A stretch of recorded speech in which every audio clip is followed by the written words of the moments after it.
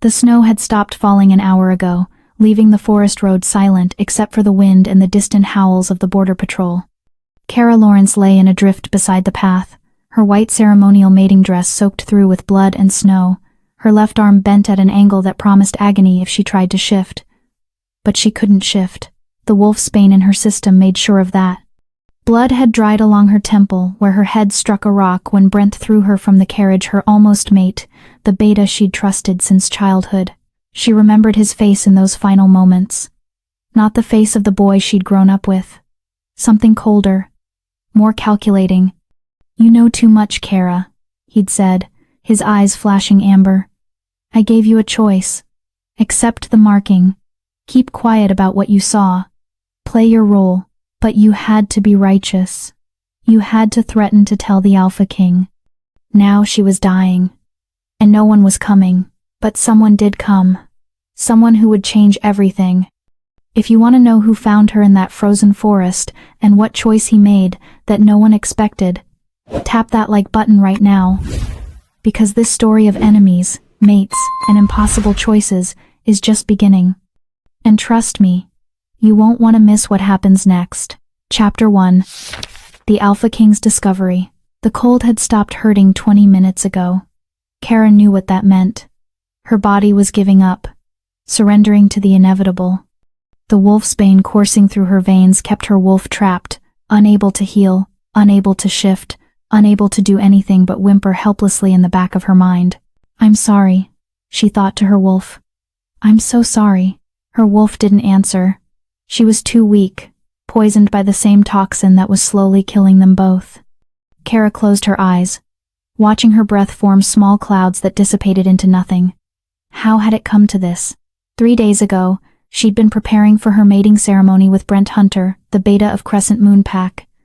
She'd known him her entire life, trusted him, maybe even loved him. In the way you love someone familiar and safe. Then she'd found the ledgers, hidden in his father's study during what was supposed to be a pleasant visit to discuss wedding arrangements. Numbers that didn't match. Investments that didn't exist. Dozens of pack members, widows, orphans, elderly wolves who couldn't hunt anymore, all of them being systematically robbed. When she'd confronted Brent, demanding he make it right before she would accept his mark, he'd smiled. That same charming smile he'd used when he proposed. "You're very noble, Kara," he'd said. "And very foolish." The next morning he'd suggested a romantic carriage ride through the forest to clear the air before the ceremony. She'd believed him because she'd wanted to believe him. Fool.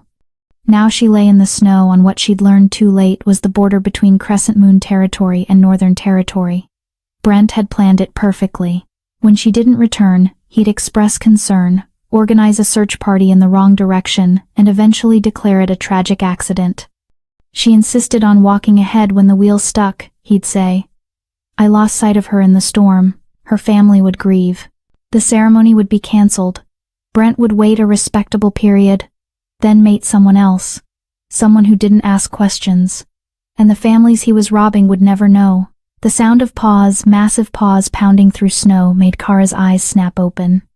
Not hoofbeats. Paws. Her wolf whimpered, trying to respond, but the wolfsbane kept her caged. Kara tried to call out, but her voice was barely a whisper. Her throat was too cold, too damaged. "Please," she thought desperately. "Please see me." The massive black wolf emerged from the tree line, easily the size of a small horse. An alpha.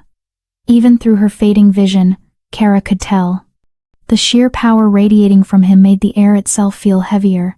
His eyes molten silver locked onto her. And even through the wolfsbane haze, she felt it. The pull, the recognition, the undeniable, unavoidable, universe-mandated connection that every wolf knew existed but most never found. No, not him. Anyone but him. The wolf shifted mid-stride, bones cracking and reforming in seconds. The transformation was fluid, powerful, controlled in a way that spoke of centuries of bloodline breeding. The man who stood before her was naked, steam rising from his skin in the cold air, muscles rippling as he moved toward a pack stashed in a nearby tree. Kara's fading vision focused on his face as he pulled on emergency clothes, dark pants, a heavy shirt left unbuttoned. Elias Collins, the Alpha King of the Northern Territories, The man whose father her pack had killed 20 years ago in a border dispute that had never been resolved. The man who'd sworn at his father's funeral, according to pack legend, to destroy every crescent moon wolf alive. The man standing over her now with those silver eyes widening in recognition. "You," he growled, and Kara saw the war happening behind those eyes. Hatred. 20 years of it, bred into bone and blood. Duty, an alpha's obligation to protect wolves in his territory. And something else. Something that made his wolf surge forward, made his hands clench, made every muscle in his body go rigid with denial. The mate bond. She was dying, and the moon goddess had chosen this moment to reveal that her fated mate, the one wolf in all the world made specifically for her, was her pack's greatest enemy.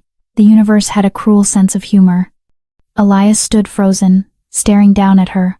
Kara could smell the conflict rolling off him in waves. Cedar and winter, mixed with fury and confusion, and something darker. "Leave me," she wanted to say. "Just leave me and let it end." But her wolf, even poisoned and dying, surged forward with the last of her strength, reached for him through the bond that was forming whether either of them wanted it or not. "Mate," her wolf whispered. "Mate. Save us." Elias's jaw clenched so hard Kara heard his teeth grind together. His eyes flashed between silver and his human brown, his wolf fighting for control.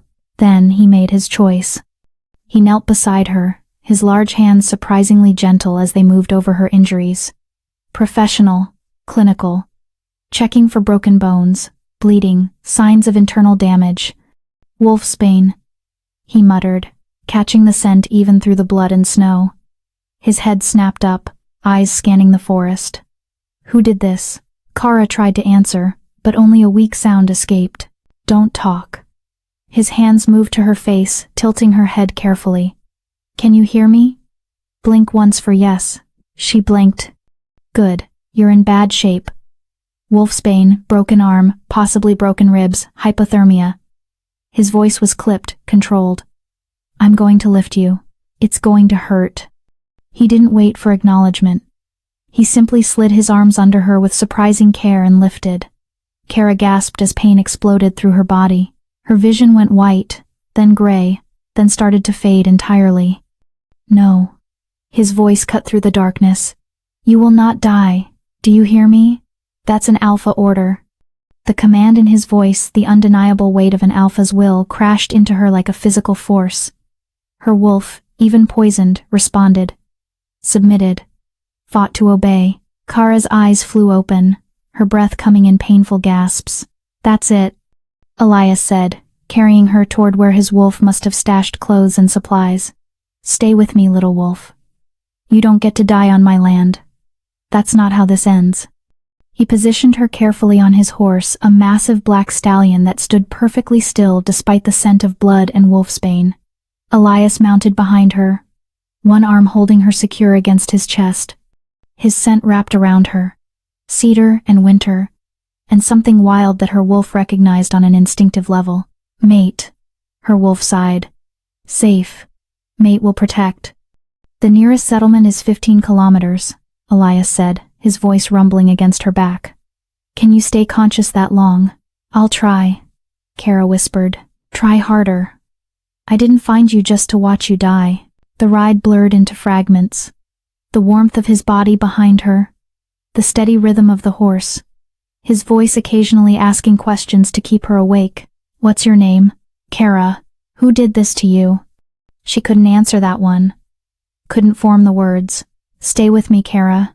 She must have lost consciousness despite his efforts, because the next thing she knew, she was being carried into warmth and light. Voices surrounded her. A woman's cry of alarm. Elias's steady commands cutting through the chaos. "Send for a healer. Hot water, blankets, now.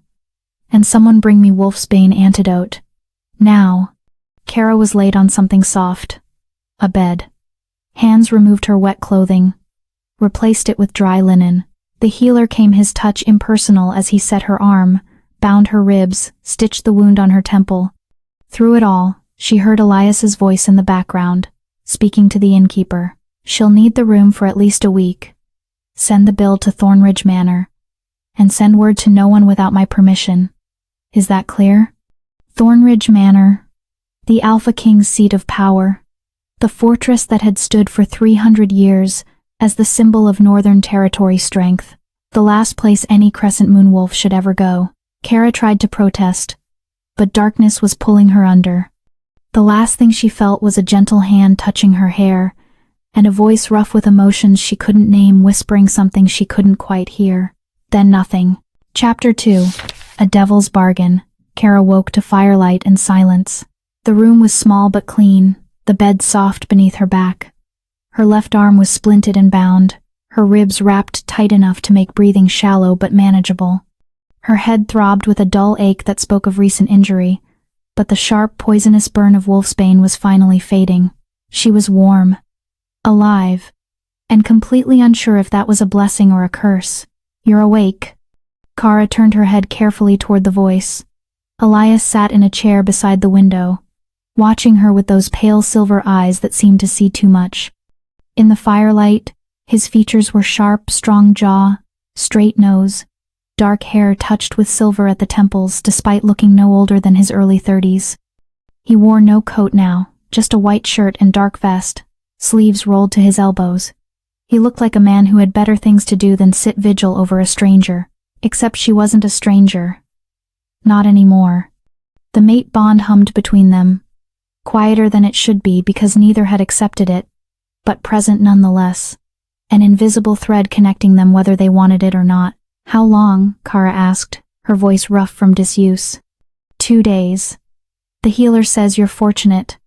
Another hour in the cold and we'd be having a different conversation. Thank you." The words felt inadequate. "You saved my life." "Yes." He stood, walking to the small table beside her bed where a pitcher of water waited. He poured a glass and helped her sit up enough to drink, his hands steady and impersonal. "Now you're going to tell me why I had to." Kara drank slowly, buying time. The water was cool, soothing her throat, but it couldn't wash away the dread settling in her stomach. "I don't understand," she said finally. "You were left in the middle of a forest road during a snowstorm." He set the glass down, his gaze never leaving her face. "Your injuries suggest you were thrown from a moving carriage. Someone wanted you dead, or at least gone." He crossed his arms. "Who?"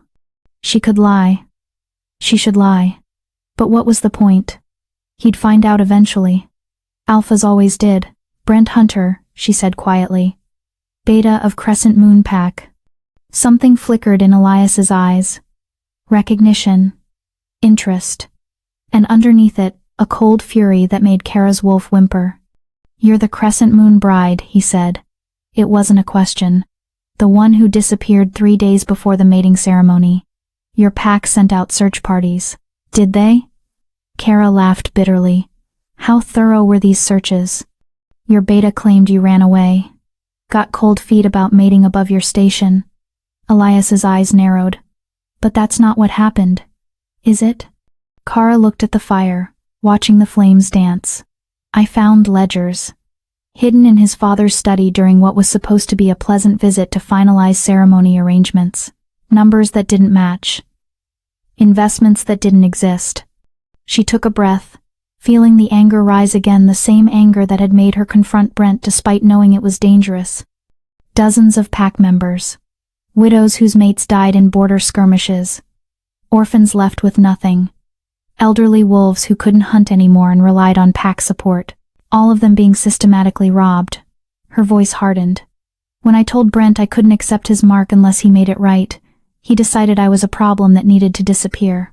And you believed he'd take you for a romantic carriage ride after that conversation?" "I wanted to believe people could change." Kara met his eyes. "Clearly I was wrong." Elias studied her for a long moment. Then, unexpectedly, he smiled. It was a small, cold thing that didn't reach his eyes. "You threatened to expose the hunters." "Yes." "You have proof?" "I saw the ledgers. I can identify which investments are fraudulent. I know names, dates, amounts." She paused. "But I don't have documentation. Brent has that." "But you remember enough to destroy them." "If anyone would believe me." Kara laughed again, the sound hollow. "Who would?" I'm a nobody with no family connections and no credibility. Brent will say I'm lying out of spite. That I couldn't handle the pressure of mating a beta and ran away, then made up stories when I was found. Elias walked back to his chair, settling into it with the grace of a predator at rest. What if someone with credibility backed your claims? Like who? Like me. Kara's heart beat faster. Why would you do that? Because I've been trying to destroy Crescent Moon Pack for 20 years. His voice was quiet, controlled, and utterly certain. They killed my father in a border dispute they started, then blamed him for the violence. They've blocked every treaty I've proposed, undermined every alliance I've built, and personally cost me more than you can imagine. He leaned forward, elbows on his knees. You have information I need, and you need protection they can't penetrate. We can help each other. What are you suggesting? Accept my mark. Become my Luna Queen. The room seemed to tilt. Kara stared at him, certain she'd misheard. You can't be serious. I'm always serious about strategy. His expression didn't change. You accept my mark. You become Luna Queen of the Northern Territories. Untouchable. Under my protection, Brent can't reach you. You help me build a case against his pack. Testimony, details, everything you remember. We destroy them together. That's insane. That's practical. He stood. You have no family who can shelter you. If you try to go home, Brent will find a way to finish what he started. If you try to disappear, you'll spend your life looking over your shoulder. But as my mate, as my Luna, you're beyond his reach. Kara tried to sit up fully, gasping as pain shot through her ribs. You don't even know me. I know enough. He walked to the window, looking out at the snow-covered landscape. You chose conscience over safety. You threatened a powerful family because it was right. You survived being left to die. He glanced back at her. I've spent years playing politics with these people. You took action. I respect that, but you don't love me. No, and I don't love you. This isn't about romance, Kara. It's about survival and strategy. He turned to face her fully. I'll have papers drawn up. You'll have your own rooms in Thornridge Manor. We'll maintain separate lives. In public, we'll play the role of a respectable mating. In private, we'll work to dismantle Crescent Moon piece by piece. And if I refuse, then I'll pay for your recovery here and leave you to your fate. His voice was matter of fact.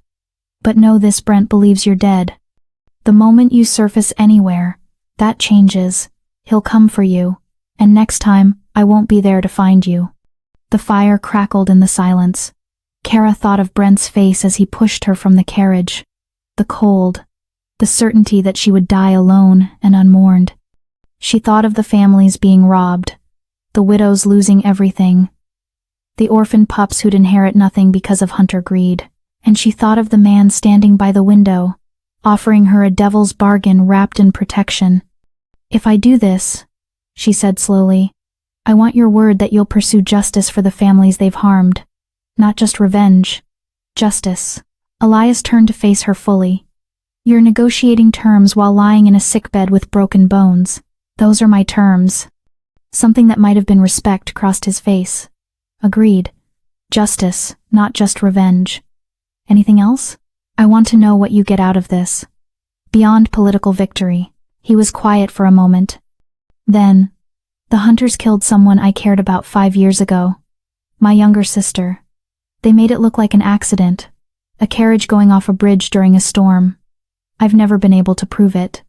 His voice remained steady, but his eyes were ice. So yes, Kara Lawrence. I want revenge. But I'll settle for justice if that's what it takes to destroy them. Kara understood revenge.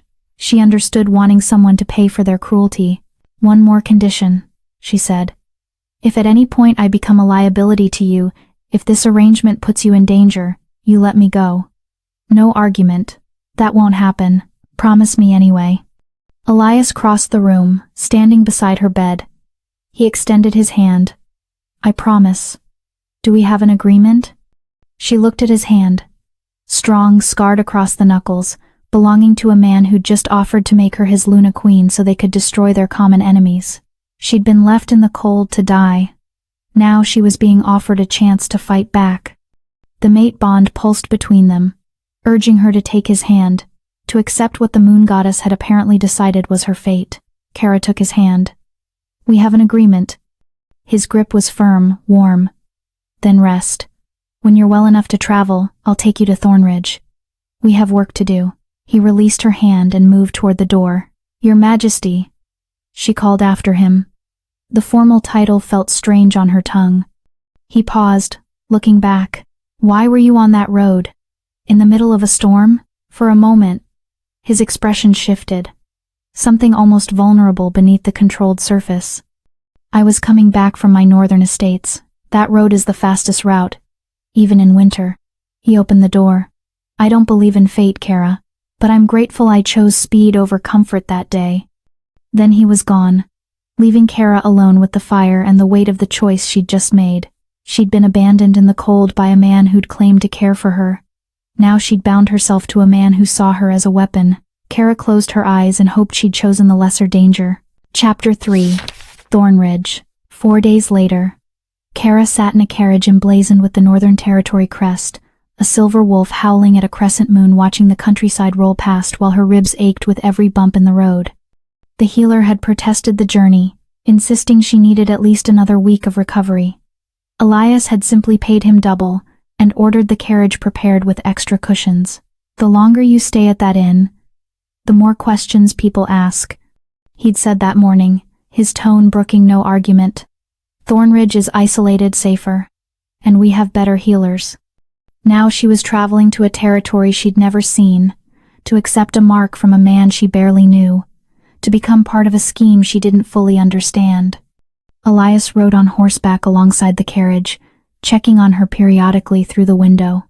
He was a careful guardian, she'd learned. Impersonal, but thorough. He made sure she ate, that her injuries were tended, that she had everything she needed. But he never touched her beyond necessity. Never asked about her life before. Never revealed anything of himself beyond what was strategically relevant. It was like being cared for by a very efficient, very distant stranger who just happened to be her fated mate. As the sun began to set, they crested a hill, and Thornridge Manor came into view. Kara had expected something grand.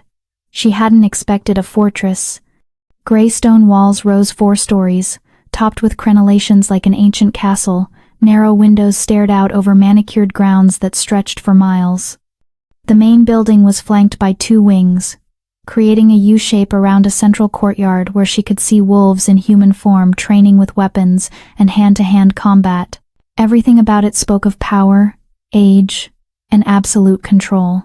"It's beautiful," she said when Elias appeared at the carriage window. "It's defensible," he corrected, opening the door. "My family built it during the Great Pack Wars 300 years ago. We've held it ever since." He offered his hand. "Can you walk? Can you walk? I can try." His hands were steady on her waist as he helped her down. The moment her feet touched the ground, the manor's main doors opened and pack members began streaming out. Kara froze. "I thought you said this would be private." "The marking ceremony will be private, but the pack needs to meet their new Luna." He offered his arm. "Remember, you're not a victim here. You're the woman who survived what should have killed her. Stand like it." She took his arm, drawing on every lesson her mother had ever taught her about posture and dignity. Her ribs screamed in protest, but she kept her spine straight, her head high. The pack assembled in 2 lines, at least 40 wolves, from ancient warriors with battle scars to young pups barely old enough to shift. At the front stood a woman with steel-gray hair and a spine to match, her eyes sharp and assessing. "Your Majesty," the woman said with a precise bow. "Welcome home, Luella." Elias nodded.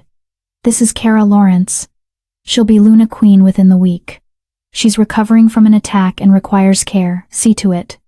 Luella's sharp eyes took in Kara's splinted arm, the fading bruises on her temple, the careful way she held herself.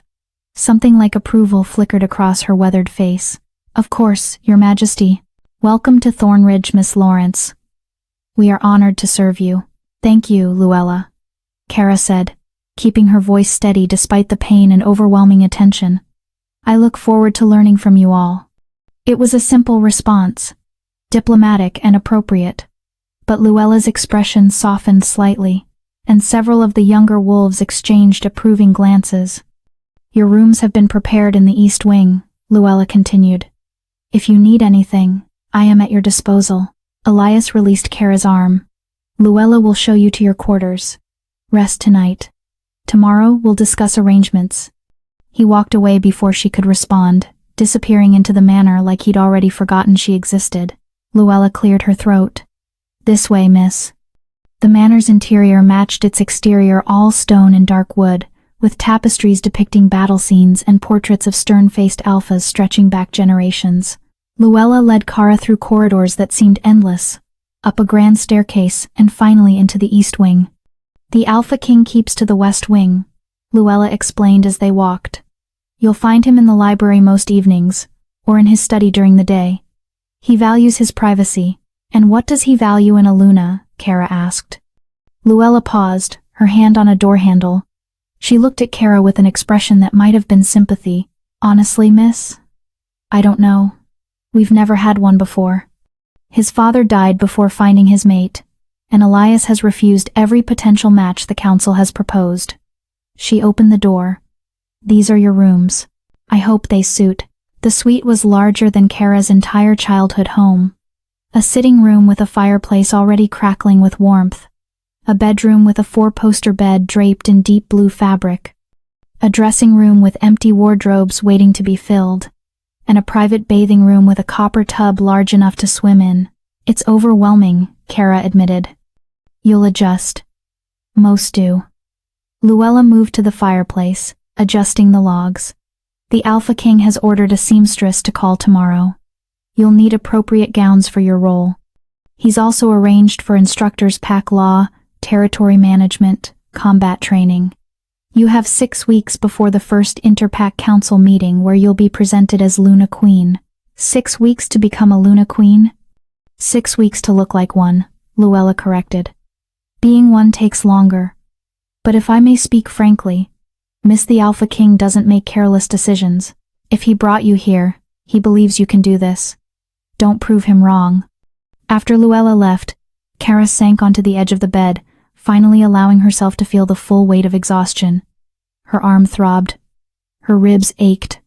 Her head pounded, but she was alive, warm, and safe. Through the window, she could see the forest in the distance, dark trees against a darkening sky. Somewhere out there was the road where she'd nearly died. The spot where Brent had left her. He thought she was dead. Good. Let him think that while she learned to become something he couldn't touch. A knock at the door startled her.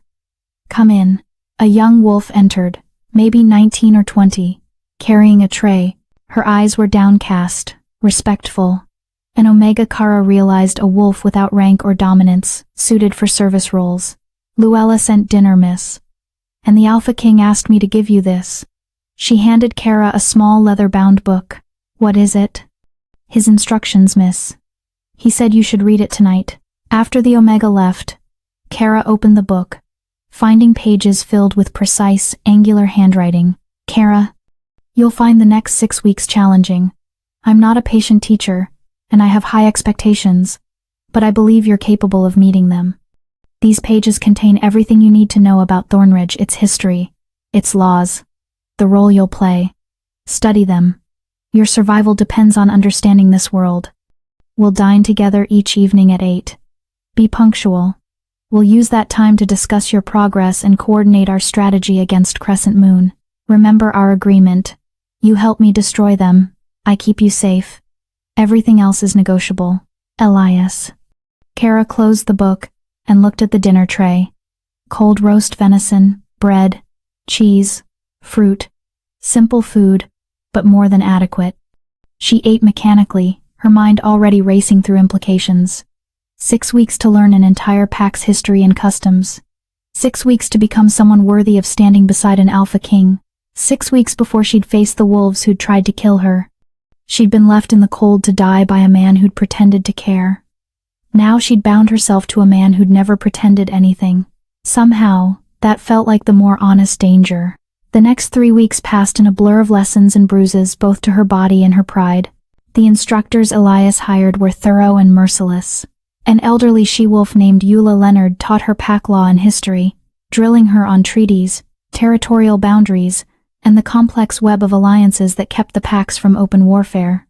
A scarred warrior named Roderick Boyd taught her combat both in human and wolf form. Her ribs were barely healed when he had her sparring, teaching her that Luna Queens needed to defend themselves and their packs. An alpha protects through strength, Roderick growled after throwing her to the mat for the 10th time that morning. A Luna protects through cunning. Learn to fight dirty, girl.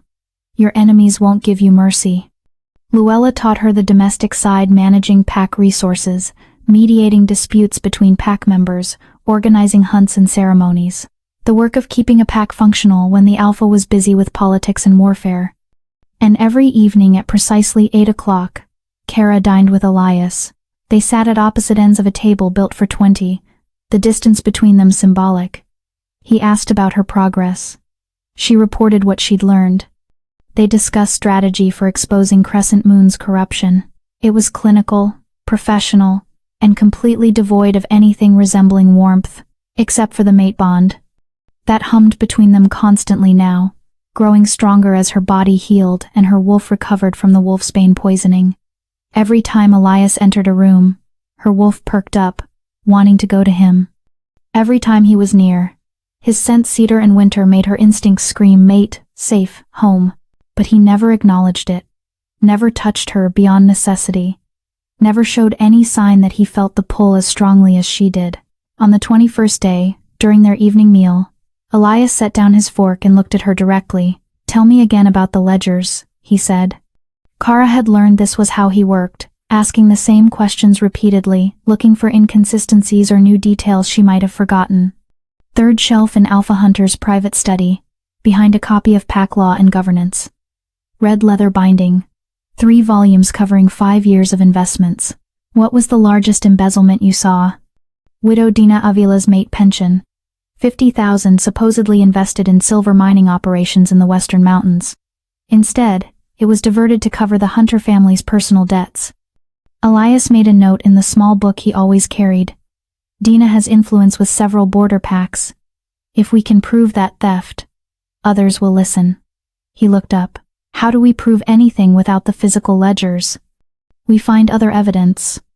Bank records, witnesses, patterns of behavior. Kara had been thinking about this for weeks. And we get me in front of wolves who matter. Once I'm established as Luna Queen, my word carries weight. It's harder to dismiss me as a scorned bride when I'm marked by the Alpha King. So you understand the strategy.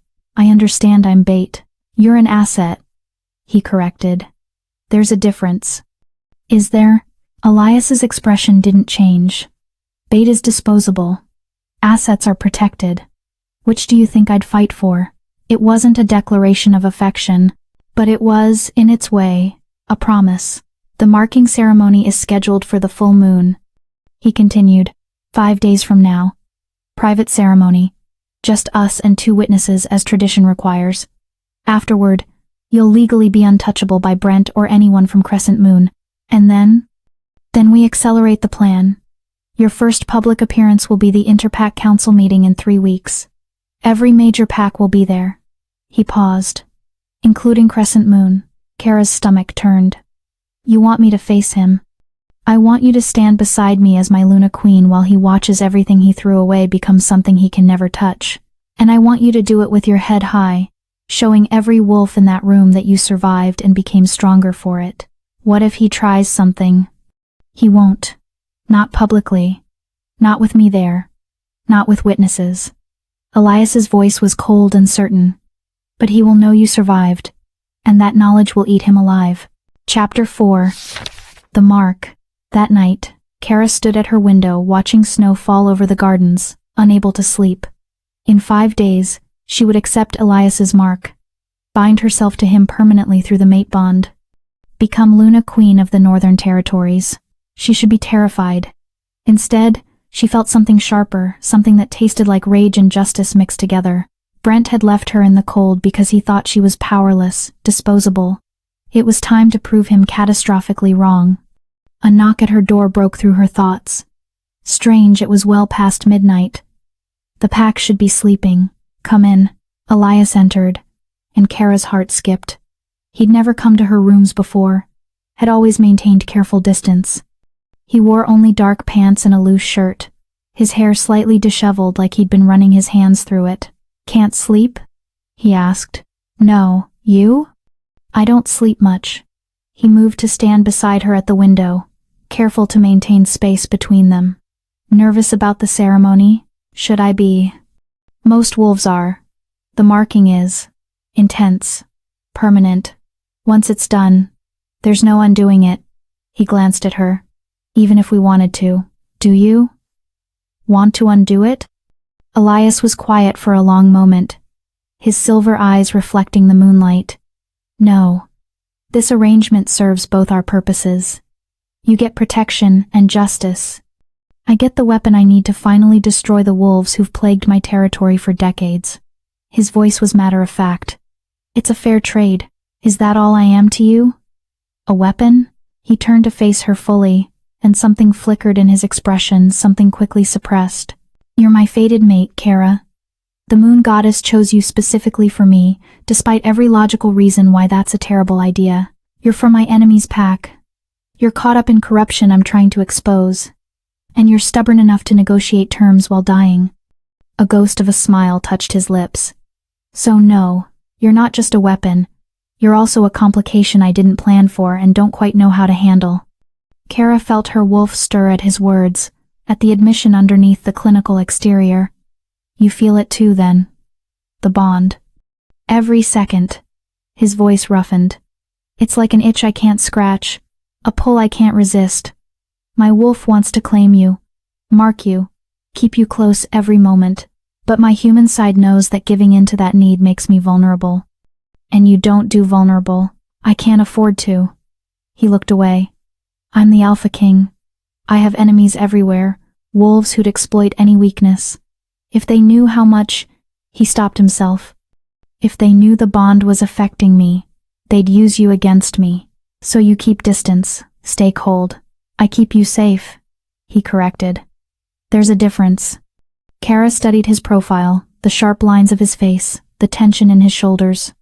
"What happened to your sister, Elias? You said the hunters killed her. Tell me what happened." For a moment she thought he wouldn't answer. Then, slowly, he began to speak. "Ela, her name was Ela." His voice was controlled, but Kara heard the pain underneath. "She was younger than me by 5 years. Sweet, kind. Everything this family didn't deserve after generations of warriors and politicians." He stared out at the falling snow. "She fell in love with a wolf from a neutral pack, Aaron Darling. Good wolf. Honorable. But Alpha Hunter had already decided Aaron would mate his daughter Angelita. When Ela refused to step aside, there was an accident." "What kind of accident?"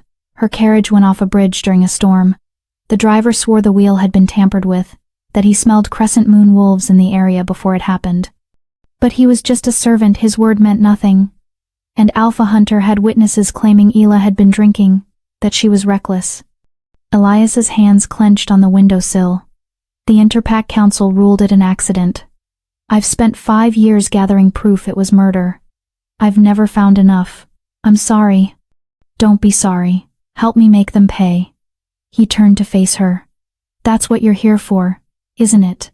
To be the weapon I've been waiting for." But Kara saw past the cold words to the wolf underneath, the one who'd lost his sister and had been fighting alone ever since. "What if I want to be more than just a weapon?" she asked quietly. Elias went very still. "What do you mean?" "I mean," Kara stepped closer, close enough to feel the heat radiating from him, to see his eyes flash silver as his wolf responded to her proximity. "What if I want to fight beside you, not just for you? Not as a tool you use, but as a partner who actually shares your burden, Kara. You saved my life, Elias. You gave me protection when you could have left me to die. I know this started as strategy, but it doesn't have to stay that way." She held his gaze. "Let me be more than useful. Let me matter." For a long moment, he stared at her. Then his hand moved to her face, cupping her cheek with surprising gentleness. The touch sent electricity through the mate bond, making them both gasp. "You already matter more than you should," he said roughly. "That's the problem." Then he was kissing her. Not gentle, not careful, desperate, like he'd been holding back for weeks and finally broke. His hand slid into her hair, tilting her head back as he deepened the kiss. Kara's wolf howled with satisfaction, surging forward, finally getting what she'd been craving. When they pulled apart, both breathing hard, Elias's eyes were pure silver, his wolf fully present. That was unplanned, he said. Was it unwelcome? No. He stepped back, running a hand through his hair. But it complicates things. Everything about us is already complicated. True. He looked at her, and something in his expression shifted. The marking ceremony is in 5 days. After that, you'll be mine in every way that matters, legally, socially, magically. Are you ready for that? Are you? I don't know. His honesty surprised her. I've spent 20 years keeping everyone at arm's length, not letting anyone close enough to become a weakness. And now the moon goddess has forced me to bind myself to someone who makes me want things I'd given up on.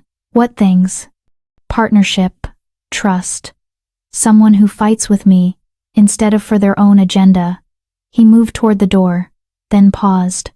Get some rest. The next few days will be intense final preparations, the ceremony, then we face Crescent Moon together. Elias? He looked back. Thank you for telling me about Isla. Something softened in his expression.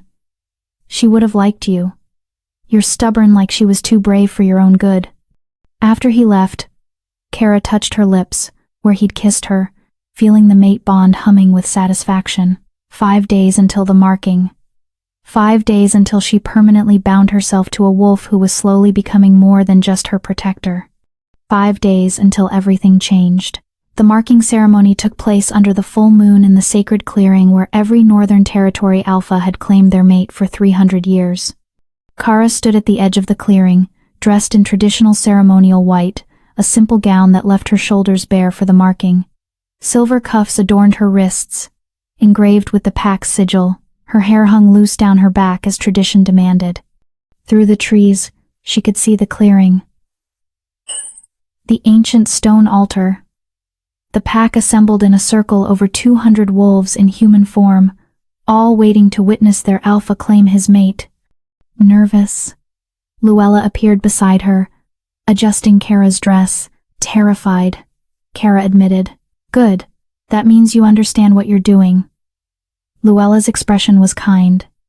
The marking is permanent, miss. Once he claims you, and you claim him back, there's no undoing it. You'll feel everything he feels, his pain, his joy, his rage, and he'll feel yours. I know. Do you love him? The question caught Kara off guard. I don't know. I respect him. I trust him. I feel the mate bond pulling me toward him every moment. But love? Love comes, Luella said. Sometimes it comes before the marking. Sometimes after. Sometimes it sneaks up on you when you're not paying attention. She smiled. I think, for you two, it'll be the last one. Music began, drums and flutes, the ancient rhythm that called wolves to witness a claiming. Luella squeezed Kara's hand, then gently pushed her forward. Go. Your mate is waiting. Kara walked into the clearing, and every eye turned to her. She felt their assessment, their curiosity, some approval and some doubt, but she kept her spine straight, her head high, walking toward the altar where Elias waited. He stood bare-chested, wearing only ceremonial black pants, his skin marked with scars from old battles. His silver eyes locked onto her, and even across the distance, she felt the mate bond flare. Beside him stood his beta Jesse Tyler, a massive wolf with kind eyes who'd been nothing but welcoming to Kara despite her origins, and the pack shaman, Eula Leonard, the ancient she-wolf who'd been teaching Kara pack law. Kara reached the altar. Elias extended his hand, and she took it, feeling the now familiar spark of connection. Eula's voice rang out, amplified by some trick of the clearing's acoustics. Under the witness of the moon goddess and this pack, Alpha Elias Collins claims Kara Lawrence as his fated mate. Does anyone challenge this bond? Silence. Even those who might question accepting a crescent moon wolf couldn't challenge a fated mate bond. The moon goddess's will was absolute. Kara Lawrence. Eula turned to her. Do you accept this alpha as your mate? Do you bind your wolf to his? Do you accept his mark and offer yours in return? Every eye was on her. One word would change everything. Bind her to this wolf, this pack, this life. Kara met Elias's gaze, saw the barely controlled wolf behind his eyes, felt the bond humming between them like a living thing, urgent and undeniable. I accept. The pack howled, a sound that echoed through the forest, announcing the union to every wolf within 50 miles. Elias moved toward her with predatory grace. He cupped her face in both hands, his thumbs brushing her cheekbones. Mine, he growled, low enough that only she could hear. Then he kissed her. The bond exploded between them like lightning. Kara felt her wolf surge forward, felt Elias's wolf rising to meet hers, felt the two halves of their souls clicking into place with an inevitability that stole her breath. When they pulled apart, both their eyes were glowing, his silver, hers gold. Shift, Eula commanded. Kara's wolf leaped forward eagerly. Bones cracked, reformed. Fur erupted white as fresh snow.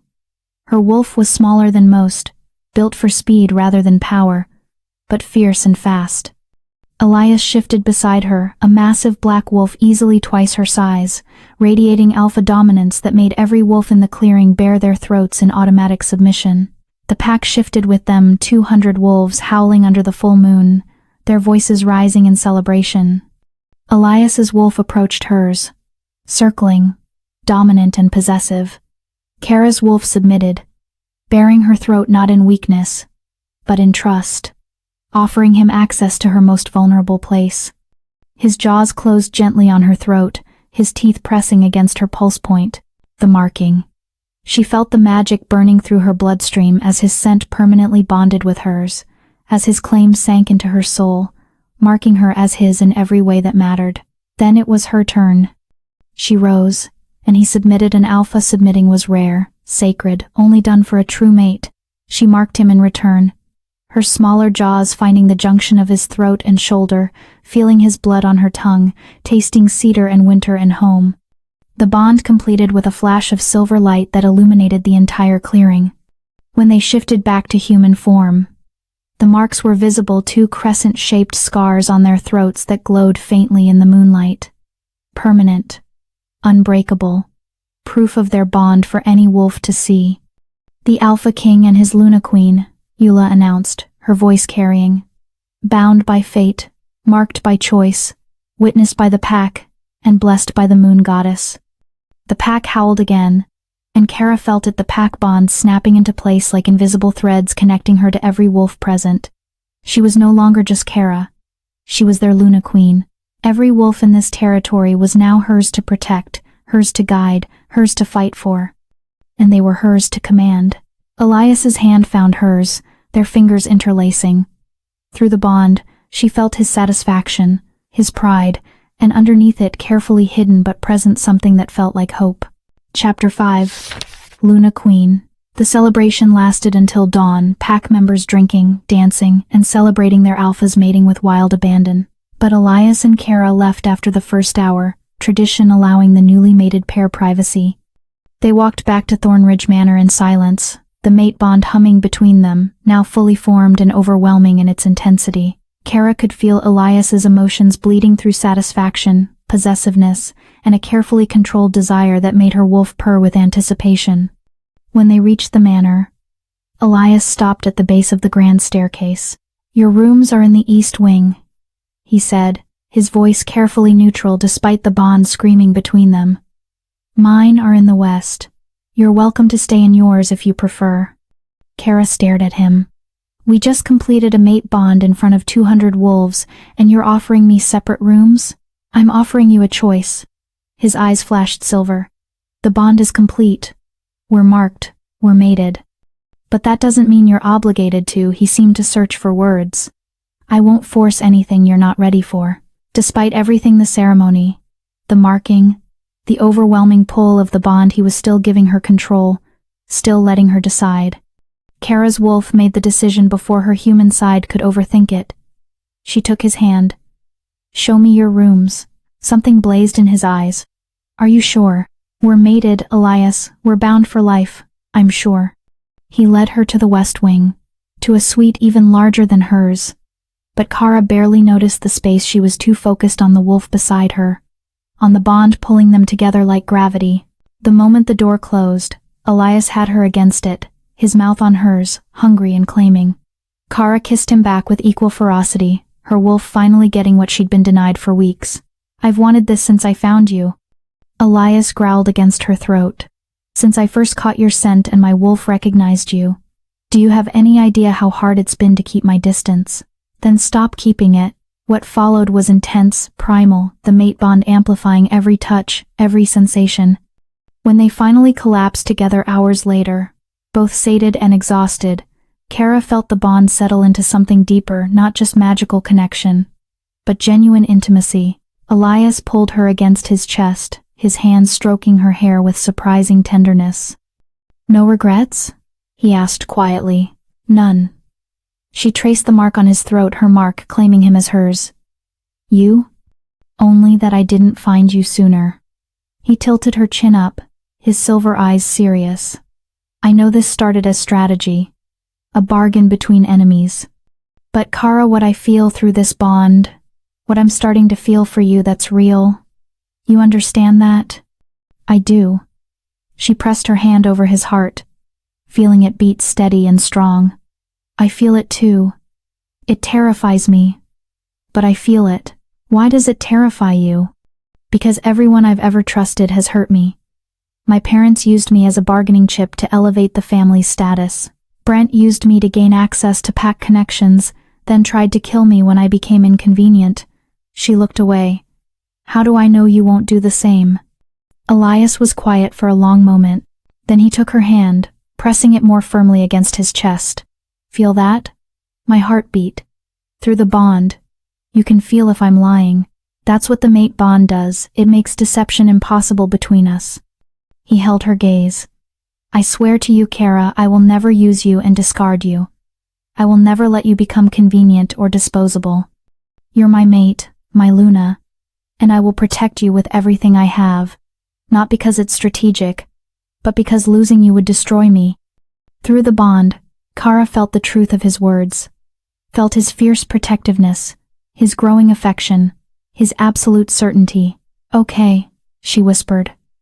"I believe you." They fell asleep tangled together, the mate bond finally quiet and content. The next 3 weeks were a whirlwind of transformation. Kara threw herself into learning everything required of a Luna Queen.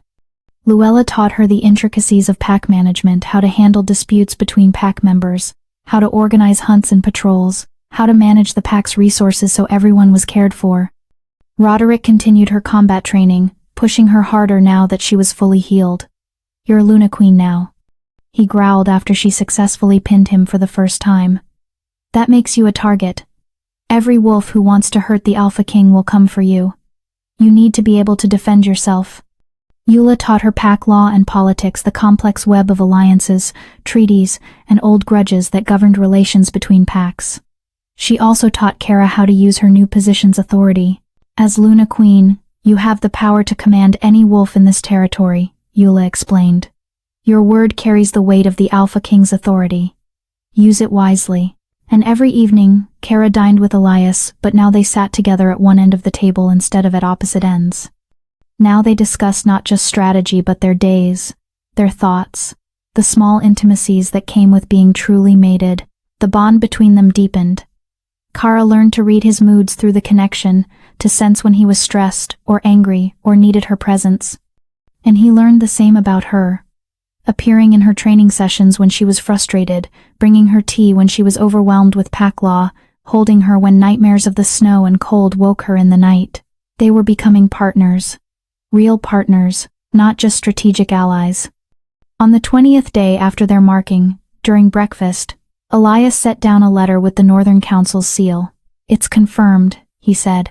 "The Interpack Council meeting is in 3 days. Every major pack will send representatives, including Crescent Moon." Kara's stomach clenched. "So we're really doing this. We're really doing this." He reached across the table, taking her hand. "Are you ready?"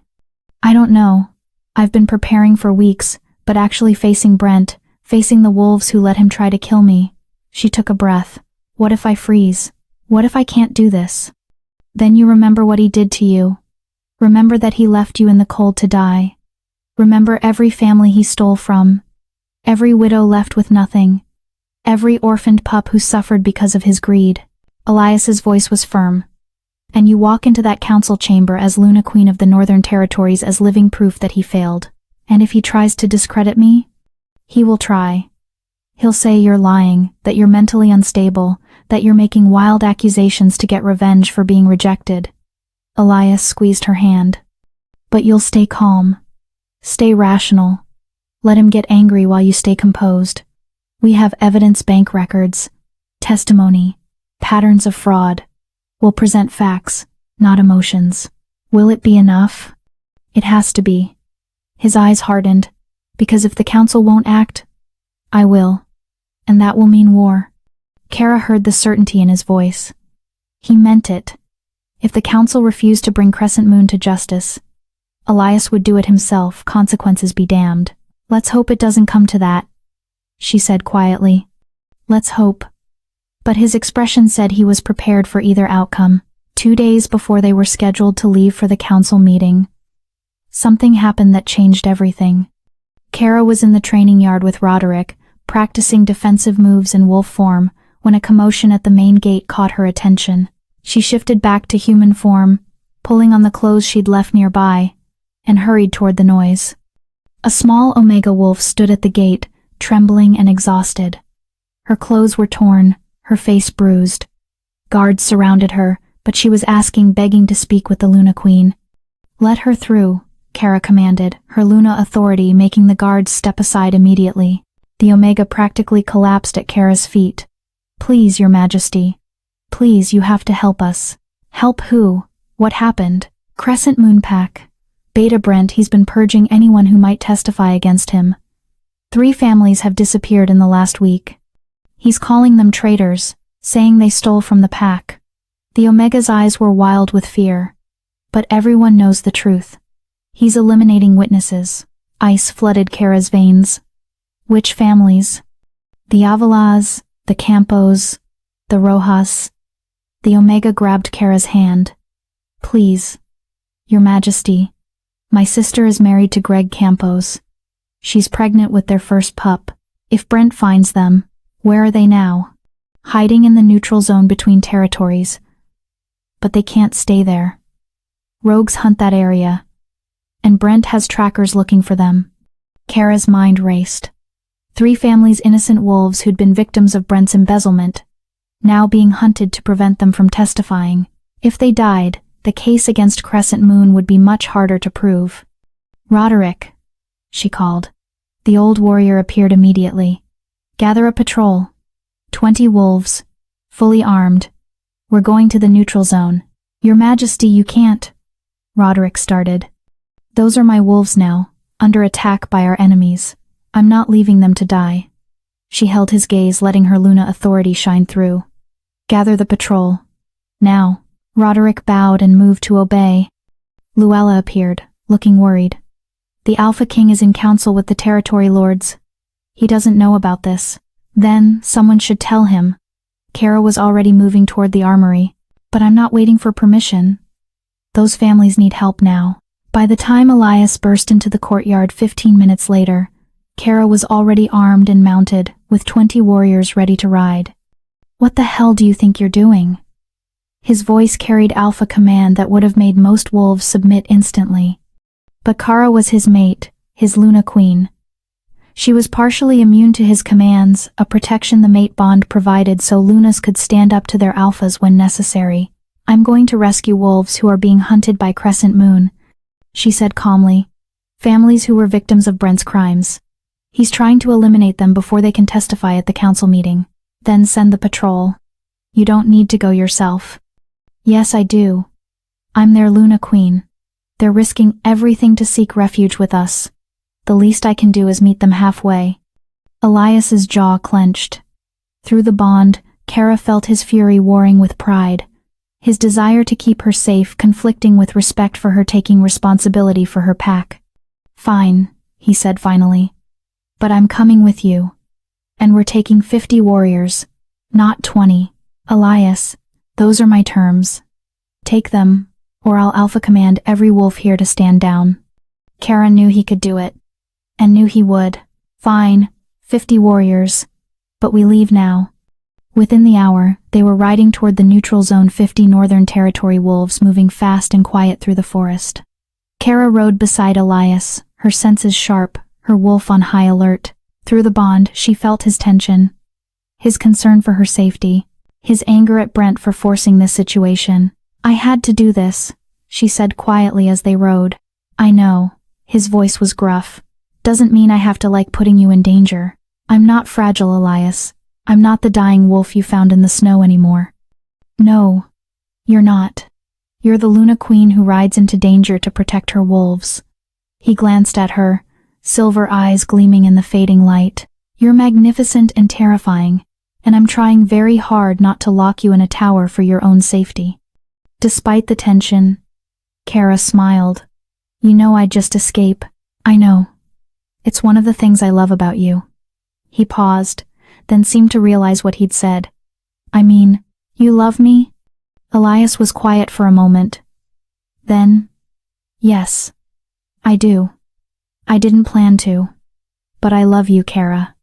Your strength, your courage, your stubborn refusal to stay safe when your wolves need you.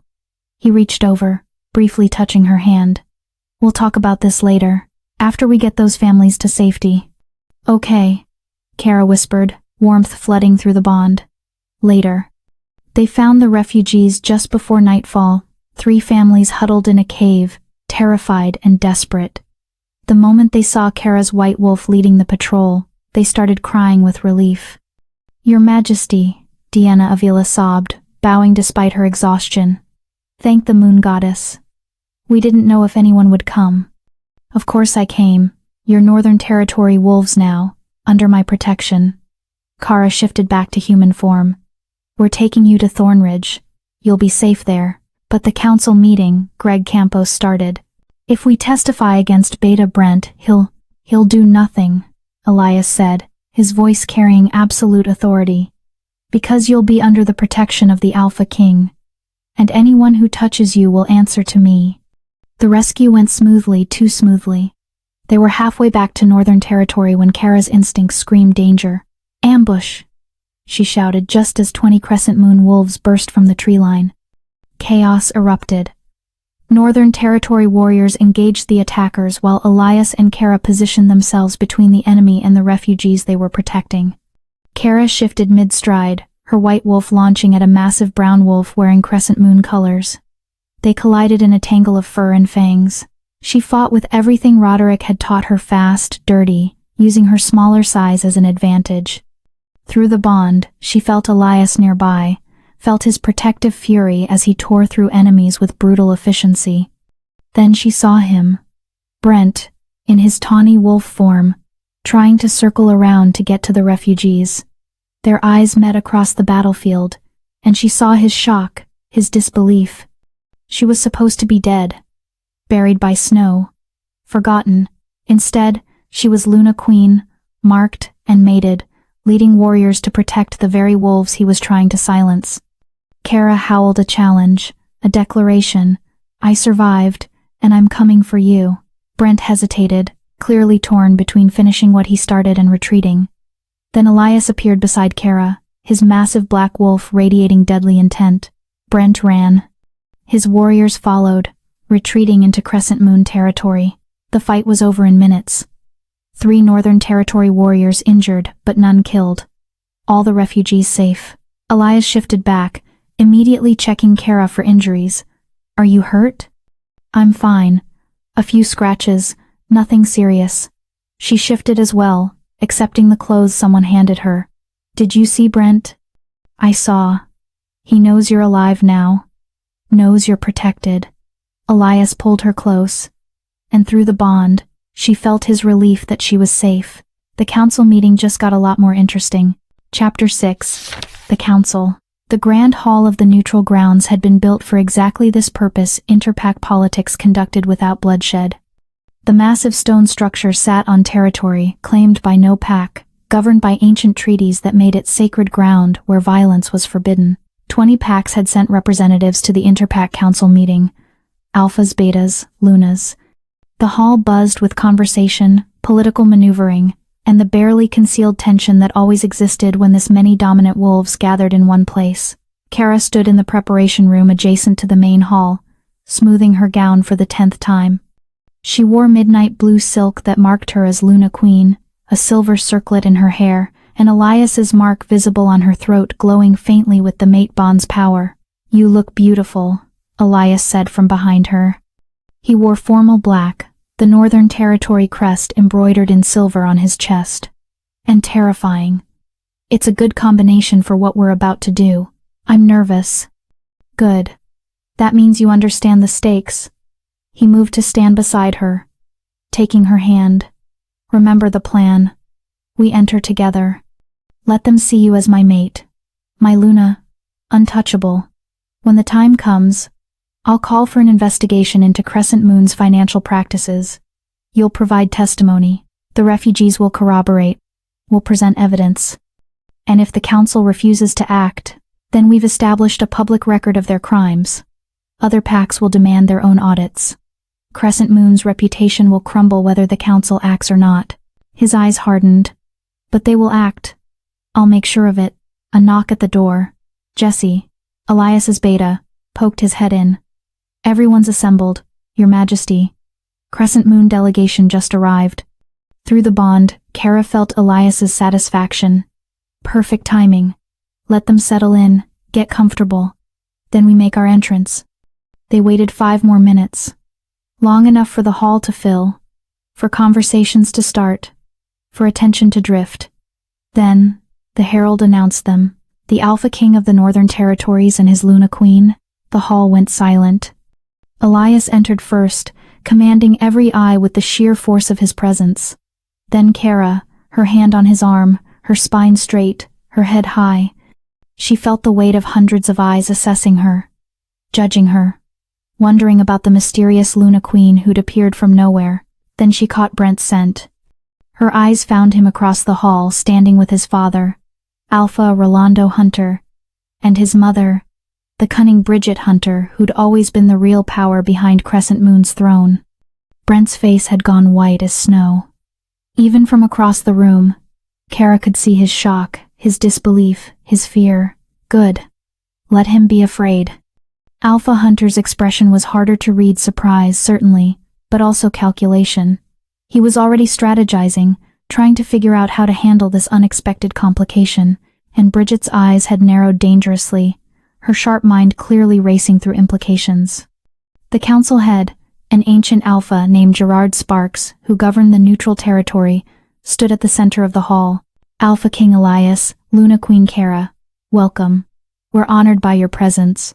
"The honor is ours, council head," Elias said smoothly. He guided Kara to their designated seats, places of honor near the council table itself. "May I present my mate, formerly of Crescent Moon Pack." Murmurs rippled through the hall.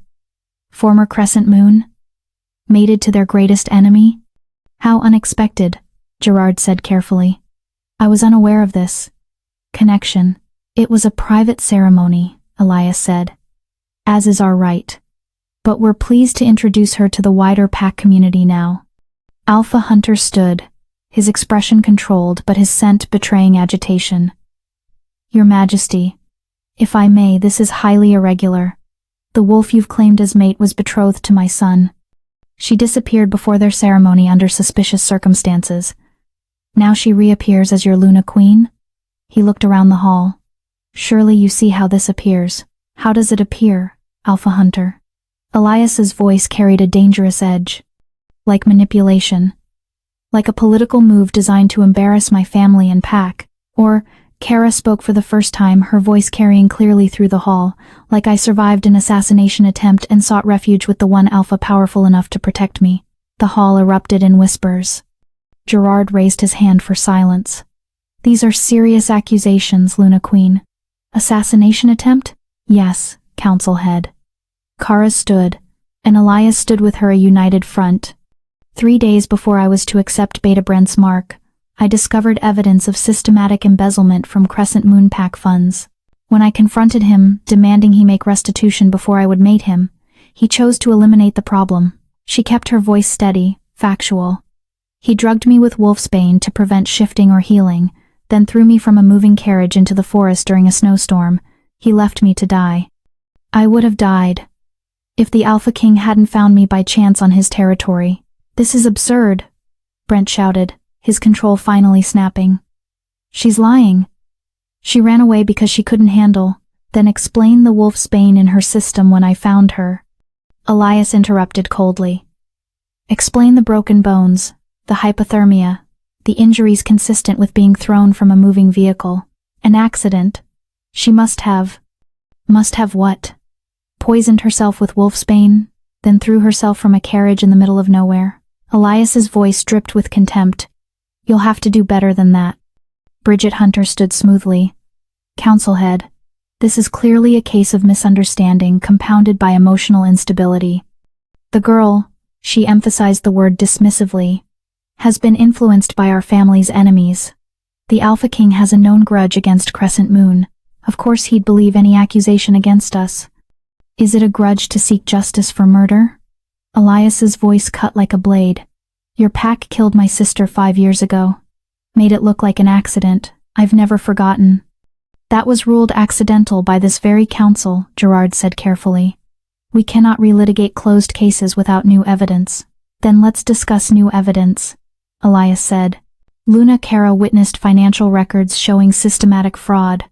Investments that don't exist. Money diverted from widows' pensions. Orphan funds. Elderly care. Shall we investigate these claims? The word of one wolf is hardly evidence, Alpha Hunter said. What about the word of 3 families? Kara asked. Wolves who were victims of your son's theft. Wolves who fled Crescent Moon territory because Beta Brent was hunting them to silence their testimony. She gestured, and the refugees entered the hall, the Avilas, the Campos, the Rojas, all looking terrified but determined. Dina Avila stepped forward.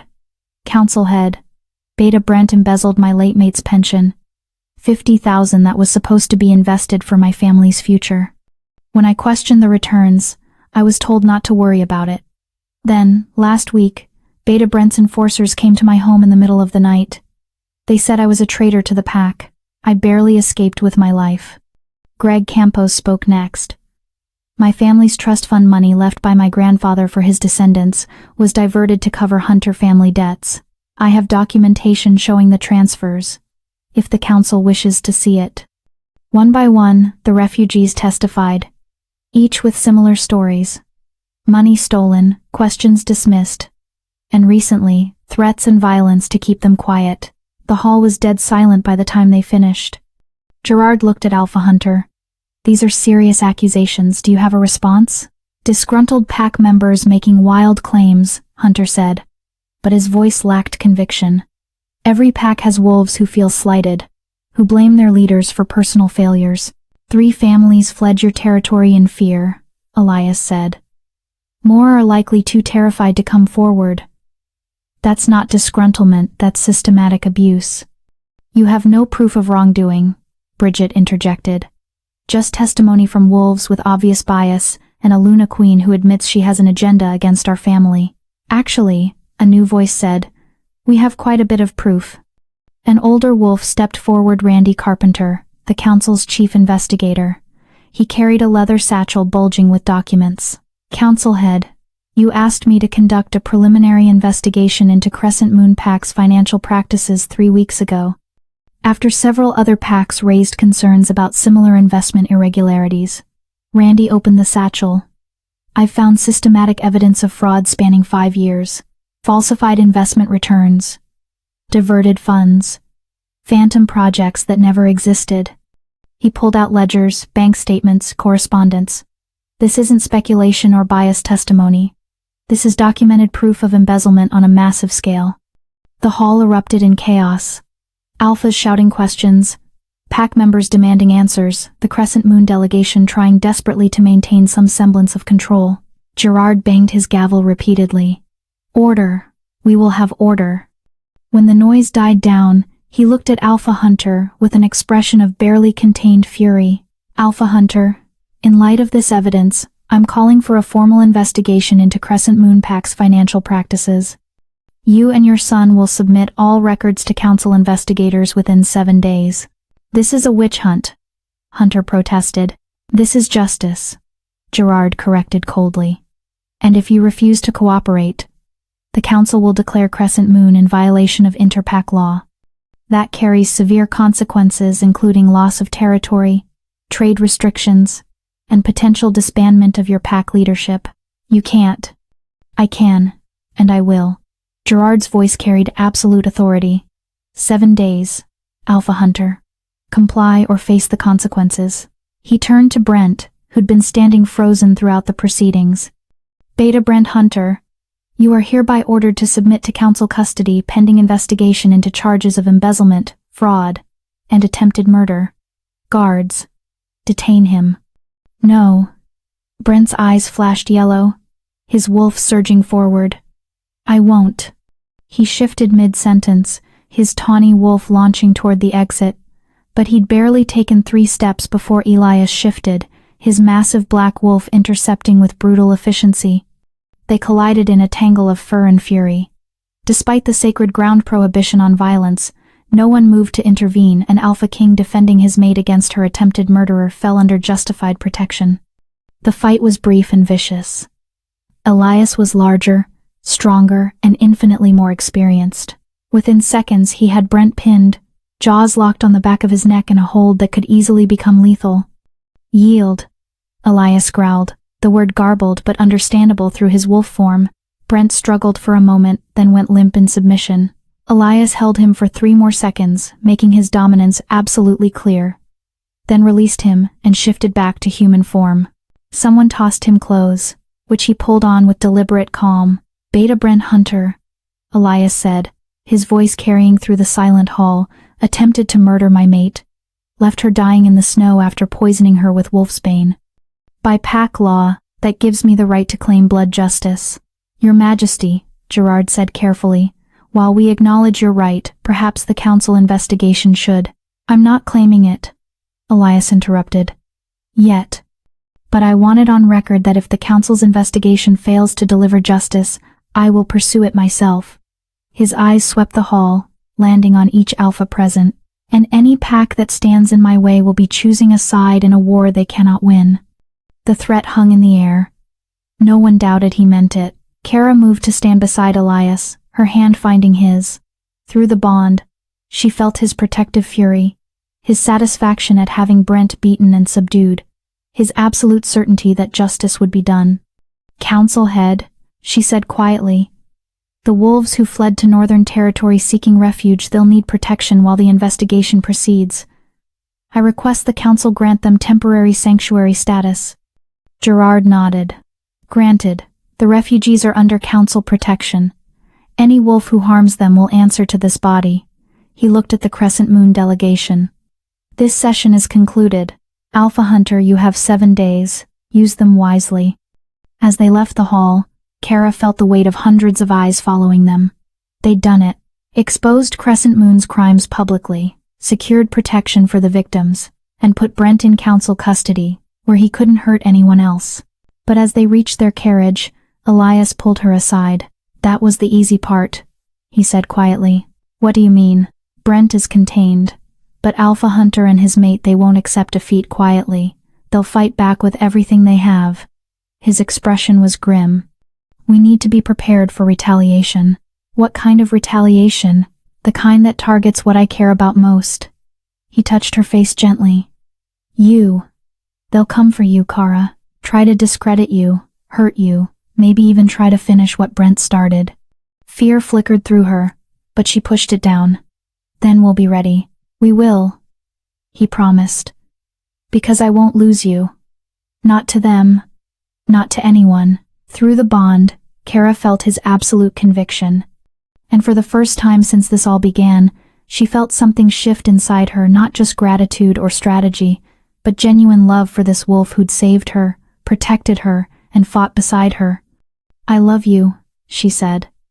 The words came easily, naturally. I know this started as a bargain. But Elias, I love you. His eyes widened. Then he was kissing her, right there in the open, not caring who saw. When he pulled back, his smile was genuine and warm. I love you too, little wolf. More than I thought possible. They rode back to Northern Territory together, hands clasped, the mate bond humming with contentment. The war with Crescent Moon wasn't over. But they'd won the first major battle. And they'd won it together. Chapter 7, Retaliation. 3 days after the council meeting, the first attack came. Kara was in the training yard with a group of younger wolves, teaching them defensive tactics, when a messenger arrived at full sprint. The young wolf collapsed at her feet, gasping for air, bleeding from multiple wounds. Luna Queen, he wheezed. Border Patrol. Ambushed. Crescent Moon wolves crossed into our territory. They're burning the western farms. Ice flooded Kara's veins. The western farms housed 15 families, mostly elderly wolves and those with young pups who couldn't fight. Roderick, she shouted. The old warrior appeared immediately. Gather every available fighter. Full combat gear, we ride now. Your Majesty. The Alpha King is in the capital meeting with territory lords. He's 3 hours away. Kara was already running toward the armory. Those families don't have 3 hours. Move.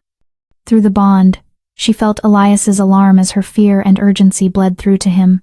She sent a clear message. Western farms under attack. Taking warriors. Come quickly. His response was immediate. Don't engage alone. Wait for me. Can't wait. Families in danger. She felt his frustration, his fear for her safety, but also his understanding. This was what it meant to be Luna Queen, to protect her wolves even when it was dangerous. Kara shifted into her white wolf form, leading 50 warriors west at a punishing pace. They reached the farms 20 minutes later to find 3 buildings already burning. Crescent Moon wolves terrorizing the residents. She didn't hesitate. Didn't wait for strategy or backup. Her wolves needed her. Kara howled a Luna Queen's call to battle and launched herself at the nearest attacker. The fight was brutal. Crescent Moon had sent 20 wolves, all experienced fighters. But Northern Territory wolves fought with the fury of defenders, protecting their homes, their families, their Luna. Kara fought with everything Roderick had taught her. She was smaller, faster, using her agility to dart between larger opponents. She took down 2 wolves before a massive gray male caught her, his jaws closing on her shoulder. Pain exploded through her. Through the bond, she felt Elias's answering roar of fury. He felt her pain, knew she was hurt, and was coming, but he was still too far away. The gray wolf shook her viciously, trying to break her neck. Kara twisted, using her smaller size to slip partially free, and went for his throat. Her jaws locked on soft tissue. She bit down hard, tasting blood, and the wolf released her with a yelp. Before she could recover, another wolf was on her, a scarred female with dead eyes and the scent of too many kills. Kara was tiring. The shoulder wound was bleeding heavily, making her movements sluggish. The female sensed weakness and pressed her advantage, driving Kara back toward one of the burning buildings. Not like this, Kara thought desperately. Not after everything. Then a massive black wolf exploded into the fray, Elias, arriving with another 50 warriors. He moved like death itself, tearing through Crescent Moon wolves with brutal efficiency. The scarred female who'd been attacking Kara tried to run. Elias caught her in 3 bounds, his jaws closing on her spine with a sickening crack. The Crescent Moon wolves who weren't dead fled, retreating back across the border. Elias shifted back to human form, immediately moving to where Kara lay panting in the dirt. Shift. Let me see the damage. Kara shifted, gasping as pain lanced through her shoulder. The bite was deep, bleeding freely. Elias pressed his hand over the wound, applying pressure. Healer, he roared. Now.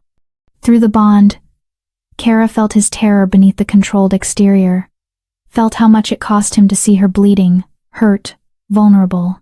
I'm okay, she said, though her voice was weak. The families? Safe. You got here in time. His jaw clenched. You also nearly got yourself killed. What were you thinking? Engaging without backup. I was thinking my wolves needed their Luna. She met his eyes. Wouldn't you have done the same? That's different. Why? Because you're the Alpha King, and I'm just, because losing you would destroy me, he interrupted, his voice raw. Don't you understand that? You're not just my Luna, you're my mate, my partner. My Hefter stopped, struggling with words. I can't lose you, Kara. I won't survive it. The healer arrived, interrupting their conversation. She cleaned and bandaged Kara's shoulder, tisking at the depth of the bite. You'll heal, Your Majesty, but you need rest. No shifting for at least 2 days, and absolutely no combat training. Agreed, Elias said before Kara could protest. Once the immediate crisis was handled, Elias called an emergency council with his top warriors and advisors. They gathered in the manor's war room, a stone chamber lined with maps and battle plans. This was retaliation for the council meeting, Jesse said, pointing to the map. Crescent Moon is sending a message, hurt us, we hurt you back. It's more than that, Luella added. They targeted farms, civilians. They wanted to make the Luna Queen look weak, unable to protect her wolves. Except she did protect them, Roderick growled. Single-handedly held them off until reinforcements arrived. If anything, this makes her look stronger. It also makes her a target, Elias said quietly. His hand rested on Kara's uninjured shoulder, a protective gesture he seemed unaware of. They'll try again. Next time they might not be so obvious about it. What are you saying? Kara asked. I'm saying we need to end this. Quickly. Elias looked around the room. The council investigation will take weeks, maybe months. Crescent Moon will use that time to destroy evidence, intimidate witnesses, and launch more attacks. We can't afford to wait. What do you propose? Jesse asked. We gather our own evidence, build an ironclad case that even the council can't ignore. Elias pulled out documents Randy, the council investigator, had shared with him. Randy found proof of embezzlement, but not proof of the attempted murder. We need witnesses, documentation, something that ties Brent directly to leaving Kara in the snow. The carriage driver, Kara said suddenly. The one who drove us into the forest that day.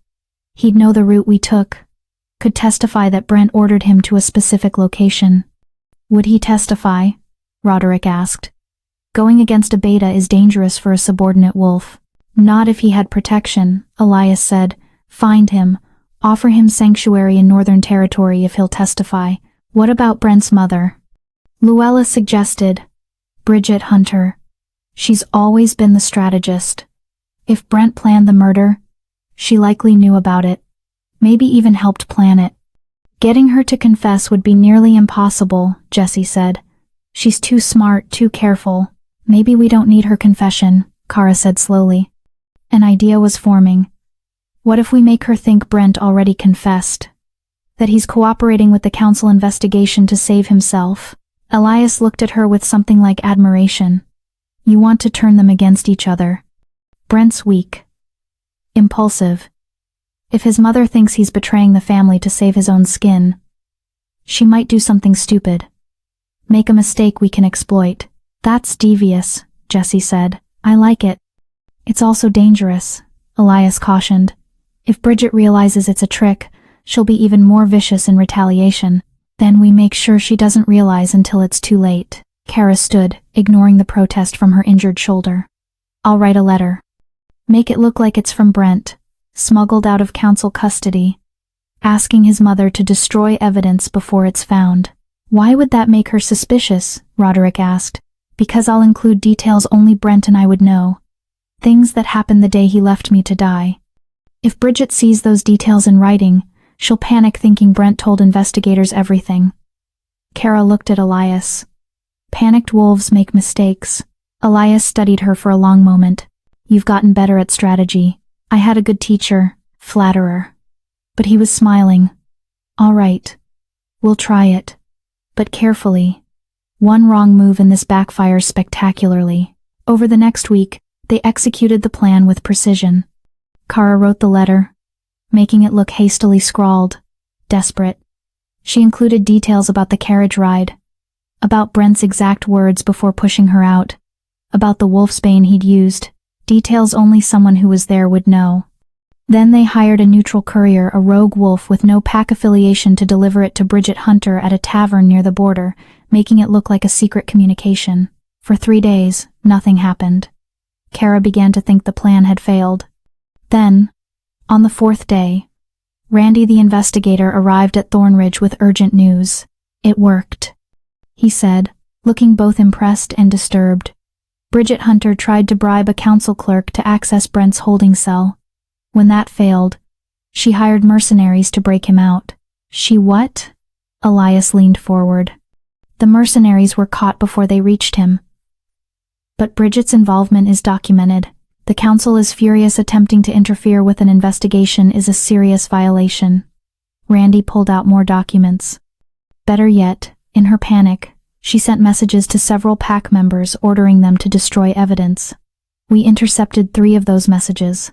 They're essentially confessions. Kara felt triumph surge through her. So we have proof of the cover-up.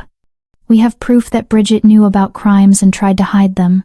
Combined with the financial evidence, the refugee testimony, and Randy paused dramatically. The carriage driver's testimony, we have a complete case. You found him? Elias asked sharply. Found him and convinced him to talk.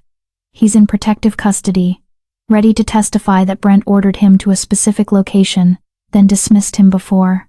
Randy looked at Kara sympathetically. Before disposing of you. The weight of vindication settled over Kara. They'd done it. Built a case that couldn't be dismissed or ignored. The council has called an emergency session, Randy continued. 3 days from now. They want all parties present, including you, Luna Queen, to provide direct testimony. I'll be there, Kara said. After Randy left, Elias pulled Kara into his study. Are you ready for this? Facing Brent again, publicly testifying about what he did. I'm ready. She touched the mark on her throat, his mark, claiming her, protecting her.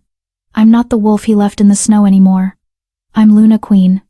I'm your mate, and I'm done being afraid of him. Elias pulled her close, careful of her healing shoulder.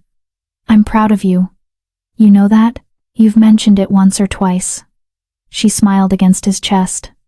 This is almost over, isn't it? Almost. One more battle. He tilted her chin up. Then we can focus on building our life, instead of destroying theirs. What kind of life do you want? The kind with you in it. Everything else is negotiable. He kissed her softly. Maybe pups someday. If you want them. Kara's breath caught. She hadn't let herself think that far ahead. Hadn't let herself imagine a future beyond survival and justice. I'd like that, she whispered. Someday. When this is really over, then that's what we'll have. His voice carried the weight of an alpha's promise. I swear it. Through the bond, Kara felt his absolute conviction. Felt his love, his protection. His unwavering commitment to their future together. 3 more days. 1 more confrontation. Then justice finally would be served. And they could begin building something beautiful from the ashes of what had tried to destroy them. Chapter 8. Justice. The emergency council session was held in the Grand Hall again, but this time the atmosphere was different. Tense. Electric. Every wolf present knew they were about to witness something significant, the fall of one of the oldest, most powerful packs in the territories. Kara stood beside Elias in the preparation room. Dressed in formal Luna Queen attire, deep crimson silk that made her look regal and fierce. The mark on her throat gleamed silver in the morning light. Last chance to let me do this alone, Elias said, though his tone suggested he already knew her answer. Not happening. These are my accusations. My testimony. I need to face him. She straightened her circlet. Besides, you promised me justice, not just revenge. I want to look him in the eyes when he falls. Bloodthirsty little Luna. But Elias smiled with pride. That's my mate. They entered the Grand Hall together to find it packed beyond capacity. Every alpha who could make the journey had come, along with their advisors, betas, and witnesses. This wasn't just about Crescent Moon anymore, this was about whether pack law meant anything, whether alphas and betas could be held accountable for their crimes. Brent sat in a guarded section, his wrists bound with silver chains that prevented shifting. He looked thinner than Kara remembered, his eyes hollow with fear and rage. When he saw her enter on Elias's arm, marked and radiant, his expression twisted with hatred. Beside him sat his parents. Alpha Rolando looked defeated, his shoulders slumped. But Bridget sat upright, her face a mask of cold fury. She stared at Kara with such venom that several nearby wolves shifted uncomfortably. Gerard Sparks called the session to order. We are gathered to conclude the investigation into Crescent Moon Pack's financial practices and the charge of attempted murder against Beta Brent Hunter. His voice carried through the hall. Investigator Randy will present his findings. Randy stood, carrying a massive folder of evidence. For the next hour, he methodically laid out the case. Bank records showing systematic embezzlement, falsified investment documents, testimony from dozens of victims, evidence that Crescent Moon's leadership had stolen over $2 million from their own pack members over 5 years. The hall listened in stunned silence. Even packs who'd suspected corruption hadn't realized the scope of it. And now, Gerard said when Randy finished, we address the charge of attempted murder. Luna Queen Kara, please approach. Kara walked to the center of the hall, feeling every eye on her. She kept her spine straight, her voice steady as she recounted finding the ledgers, confronting Brent, and the carriage ride that nearly ended her life. He drugged me with wolfsbane, she said clearly. Enough to prevent shifting and slow my healing to a crawl. Then he threw me from the moving carriage into the forest during a snowstorm. He left me there to die, knowing I couldn't shift, couldn't call for help, couldn't survive. These are lies, Brent shouted from his seat. She ran away, got lost in the storm, and now she's making up stories to then explain the carriage driver's testimony, Gerard interrupted coldly. A nervous-looking wolf was brought forward. Leonard Dodson, the driver who'd served Crescent Moon Pack for 20 years. He wouldn't meet Brent's eyes as he spoke. Beta Brent ordered me to take a specific route that day, through the forest far from normal patrol paths. When we reached a certain point, he told me to stop the carriage and dismissed me. Leonard's voice shook. I heard Miss Kara the Luna Queen protesting, heard a scuffle. Then I saw the Beta throw her from the carriage. She hit the ground hard, didn't move. He told me if I spoke of it to anyone, my family would suffer. You're a liar. Brent lunged against his chains. I paid you well, and this is how. You paid him to keep quiet about murder, Elias said, his voice cutting through the outburst. That's not loyalty. That's conspiracy. Gerard looked at Brent with disgust. Do you deny the charge of attempted murder? She was. Brent seemed to realize he had no defense. She threatened my family. Threatened to destroy us with lies about the investments. They weren't lies, Kara said, and threatening to expose criminal activity doesn't justify murder. Beta Brent Hunter. Gerard's voice rang with finality. You are found guilty of embezzlement, conspiracy, and attempted murder of your betrothed. The council sentences you to life imprisonment in the Northern Penal Territory. You are stripped of your Beta rank and expelled from Crescent Moon Pack. Brent sagged in his chains, the reality of his fate finally sinking in. Guards moved to escort him away. But Gerard wasn't finished. He turned to Alpha Rolando and Bridget. Alpha Hunter, Luna Bridget Hunter, you have been found complicit in the embezzlement scheme and in attempting to obstruct this investigation. The council hereby removes you from leadership of Crescent Moon Pack. The hall erupted in shock. Removing an alpha was nearly unprecedented. You can't do this, Bridget shrieked, her composure finally breaking. We are Crescent Moon. Our family has led that pack for 6 generations. And in 1 generation, you've nearly destroyed it, Gerard said coldly. Your son is a murderer. Your financial practices have bankrupted your own wolves. And you attempted to bribe council officials and break a prisoner free from custody. He gestured to guards. Take them into custody as well. As the guards moved forward, Bridget turned her venomous gaze on Kara. This is your fault. You poisoned my son against his duty. You seduced the Alpha King with your lies, I survived, Kara interrupted quietly. That's my only crime. I survived what your son tried to do to me, and I chose to seek justice instead of staying silent. You'll pay for this, Bridget hissed as guards seized her arms. The Moon Goddess sees your treachery. Enough, Elias said, his alpha command silencing her instantly. The Moon Goddess chose Kara as my mate. If you have objections, take them up with her. As the Hunter family was led away Brent to prison, his parents to await their own trials, Gerard addressed the hall. Crescent Moon PAC will be placed under interim leadership appointed by this council. All embezzled funds will be returned to victims with interest. PAC members who wish to leave Crescent Moon may do so without penalty, and any who seek sanctuary elsewhere will be granted safe passage. He looked at Kara.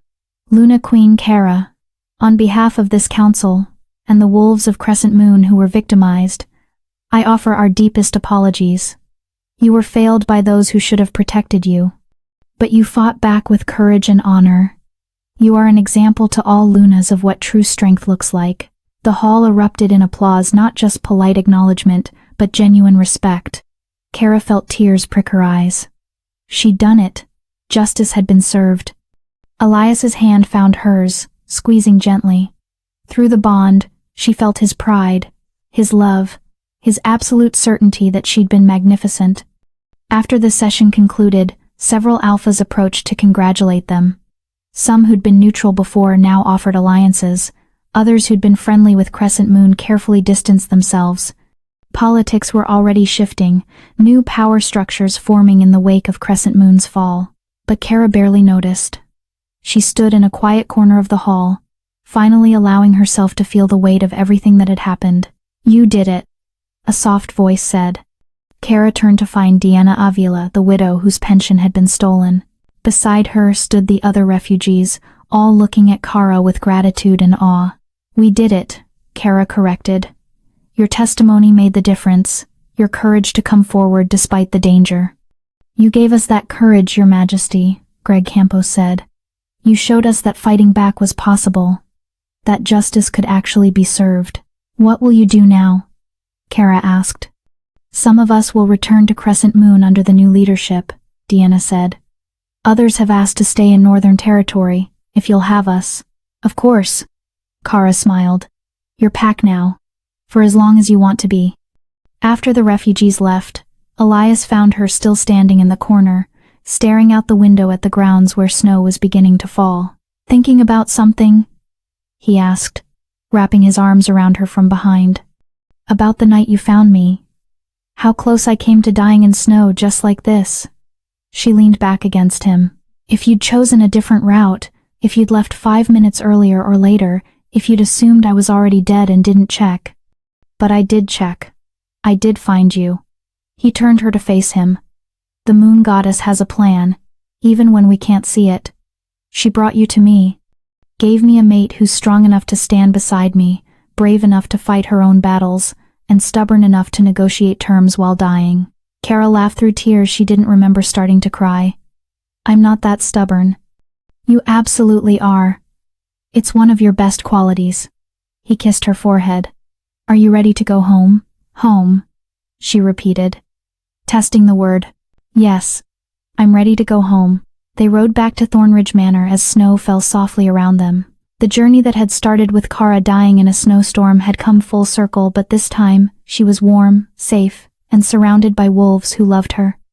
When they arrived, the PAC had organized a celebration, not just for the victory at council, but to truly welcome Kara as their Luna Queen. The great hall was filled with food, music, and laughter. Luella pulled Kara aside at one point, her normally stern expression soft. You've done well, Your Majesty. Better than I expected, if I'm honest. High praise from you, Kara teased. Don't let it go to your head. But Luella smiled. The PAC loves you. They'd follow you into battle without hesitation. That's what makes a true Luna, not the title, but the loyalty you inspire. Later, when the celebration was winding down, Elias pulled Kara out to the balcony overlooking the gardens. Snow covered everything in pristine white, making the world look clean and new. I have something for you, he said, pulling a small box from his pocket. We're already mated. What more could? Kara stopped when she saw what was inside. A ring. Delicate silver with a moonstone that caught the light. Elias, it was my mother's, he said quietly. She gave it to my father when they mated. Told him it represented her promise to see him clearly, both the strength and the scars. He took the ring out, holding it carefully. I want you to have it. Not because tradition demands it, but because I choose you, Kara. Every day for the rest of my life. I choose you too, she whispered as he slipped the ring onto her finger. Even though you're stubborn and overprotective and terrible at expressing emotions without a strategic purpose, I'm working on that last part. I know. It's very entertaining to watch. She kissed him, soft and sweet. I love you, Elias, my alpha, my mate, my home. And I love you, little wolf, my Luna, my salvation, my everything. They stood there as snow fell around them, two wolves who'd found each other against impossible odds and built something beautiful from ashes and strategy and unexpected love. Kara had been left in the cold to die by a wolf who'd seen her as disposable. But she'd been found by a wolf who taught her what it meant to be chosen, to be valued, to be loved without conditions. And together, they'd proven that even the coldest nights could lead to the warmest futures if you were brave enough to survive them. Chapter 9. Sanctuary. 6 months later, Kara stood on the eastern balcony of Thornridge Manor, watching the sunrise paint the sky in shades of gold and rose. Her hand rested on the gentle swell of her stomach 4 months along now, carrying the pup that had been both a surprise and a blessing. Through the bond, she felt Elias approaching before she heard his footsteps. He wrapped his arms around her from behind, his hands covering hers over their growing child. "You're up early," he murmured against her hair. "Couldn't sleep. The pup's been restless." She leaned back against his chest. "I think we're having a warrior. Already picking fights with my internal organs." Elias chuckled, the sound rumbling through his chest. "Takes after her mother then. Her. Or him. I'm not particular." He turned her gently to face him. "As long as both of you are healthy and safe, I'll be happy with whatever the moon goddess sends us." Kara smiled, touching his face. 6 months of peace had softened some of his harder edges. He laughed more now, smiled more easily, and had even started attending the pack celebrations instead of just making brief appearances. Being truly mated, truly happy, had changed them both. "The refugees are settling in well," she said. "Deanna's daughter just had her first shift last week, a beautiful silver wolf. And Greg's mate had their pup. They named her Hope. Appropriate." Elias's expression turned thoughtful. "Have you heard from Crescent Moon? The new Alpha Rolando's younger brother sent a letter last week. He's requesting a formal meeting to discuss reparations and establishing better relations between our packs. Do you want to meet with him?" Kara considered.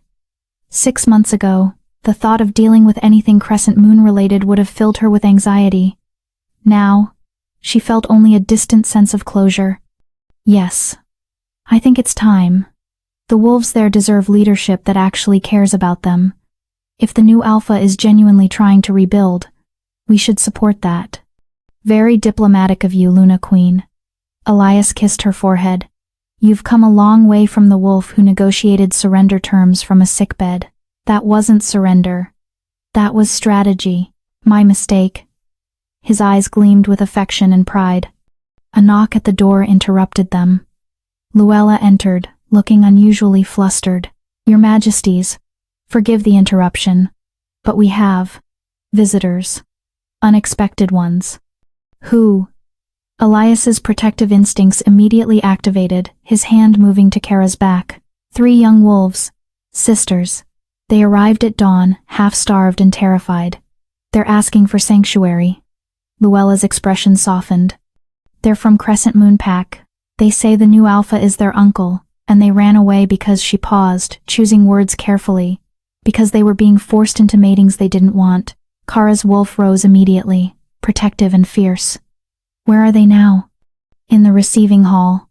I gave them food and water, but they're too frightened to speak to anyone except you, Your Majesty." "I'll come now." Kara was already moving toward the door.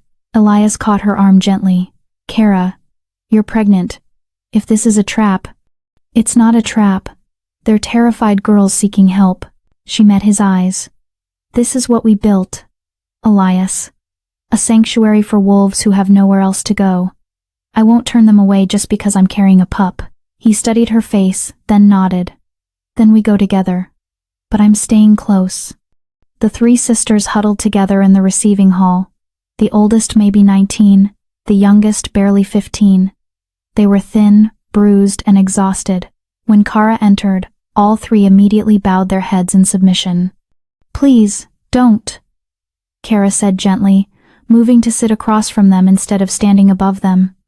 "You're safe here. No one will hurt you. Tell me what happened." The oldest sister, Tamra, she introduced herself, spoke in a trembling voice. "Our uncle, the new Alpha, he seemed good at first, better than Alpha Rolando, but then he started making arrangements, political matings to strengthen alliances." "Let me guess," Kara said quietly. "He didn't ask if you wanted these matings. He said it was our duty to the pack. That after everything that happened with the Hunters, Crescent Moon needed to rebuild its reputation through strategic alliances." Tamra's hands clenched. "My sister Angelita was supposed to mate a beta from a Western pack. She's only 17.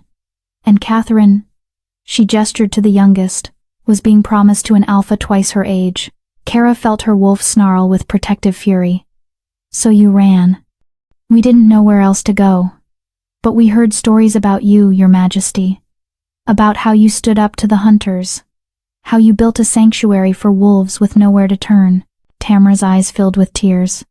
"We thought maybe we hoped you might help us too." "Of course I'll help you."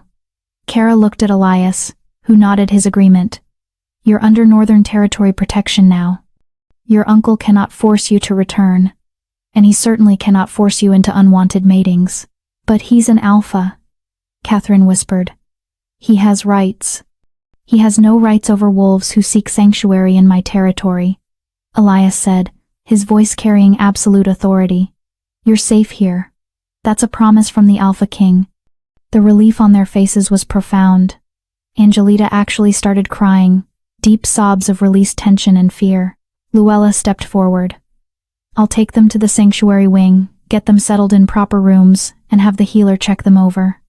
As the sisters were led away, Kara turned to Elias. "We need to send a formal message to Crescent Moon's new Alpha. Make it clear that forced matings are not acceptable, and that any wolf seeking sanctuary here will be protected." "Agreed. Though he's not going to be happy about losing 3 potential political assets." "Good. Let him be unhappy." Kara's voice was hard. "I won't let what happened to me happen to other wolves. Not while I have the power to stop it." Elias pulled her close, careful of her pregnant belly. "This is why the Moon Goddess chose you as my mate. You have a warrior's heart wrapped in compassion. You fight not for revenge, but for justice and protection." "I fight because no one fought for me when I needed it," Kara said quietly. "I won't let another wolf feel that alone." Over the next 2 weeks, more wolves arrived seeking sanctuary. Some from Crescent Moon, fleeing the new Alpha's aggressive alliance building. Others from packs across the territories, Omegas escaping abuse. Young wolves running from forced matings. Elderly wolves abandoned by families who saw them as burdens. The sanctuary wing of Thornridge Manor, originally built for the refugee families, expanded to accommodate them all. Kara threw herself into the work, organizing resources, mediating disputes, and personally welcoming each new arrival. Elias watched with a mixture of pride and concern as his mate worked herself to exhaustion helping others. "You need to rest," he said one evening after finding her still in the sanctuary wing well past midnight, comforting a young Omega who'd been beaten by her former pack. "I'm fine." "You're pregnant and exhausted." He gently but firmly led her toward their rooms. "The sanctuary wolves need their Luna healthy, which means you need to take care of yourself. There's so much to do. And you have pack members who can help. Luella, Roderick, Jesse, they're all capable of handling things while you rest." He guided her to their bed, helping her lie down. "You can't save everyone if you burn yourself out trying." Kara wanted to argue, but exhaustion pulled at her. "When did you become the reasonable one? Someone has to be. And you're too stubborn to do it yourself." He climbed into bed beside her, pulling her against his chest. "Sleep, little wolf. The sanctuary will still be there tomorrow." Through the bond, she felt his concern, his love, his absolute determination to protect her even from herself. "I love you," she murmured, already drifting off. "I love you too. More than you know." The confrontation with Crescent Moon's new Alpha came 2 weeks later. Alpha Brian Stout arrived at Thornridge with a delegation, demanding the return of his nieces. They are crescent moon wolves, he argued in Elias's formal receiving room.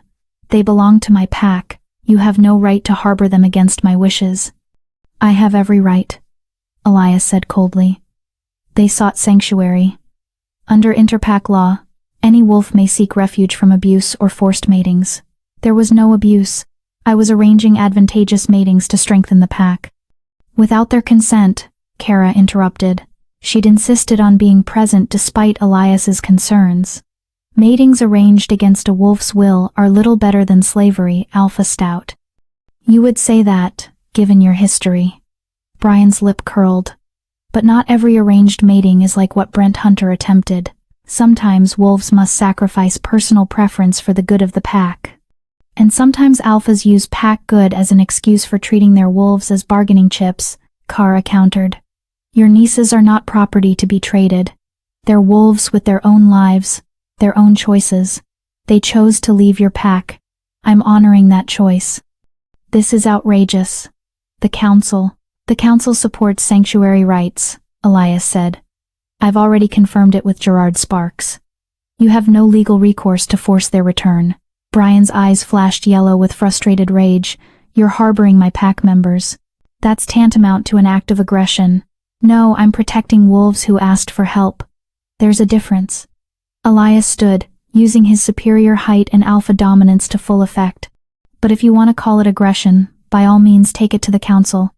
I'm sure they'll be very interested to hear about your forced mating practices. The threat was clear. Brian could push this, and risk investigation into his own pack's practices, or he could back down and accept the loss. After a long, tense moment, Brian backed down. Fine, keep them. But don't expect any cooperation from Crescent Moon in the future. I wasn't expecting any anyway, Elias said mildly. After Brian and his delegation left, Kara let out a breath she didn't realize she'd been holding. Well, that was unpleasant. But necessary.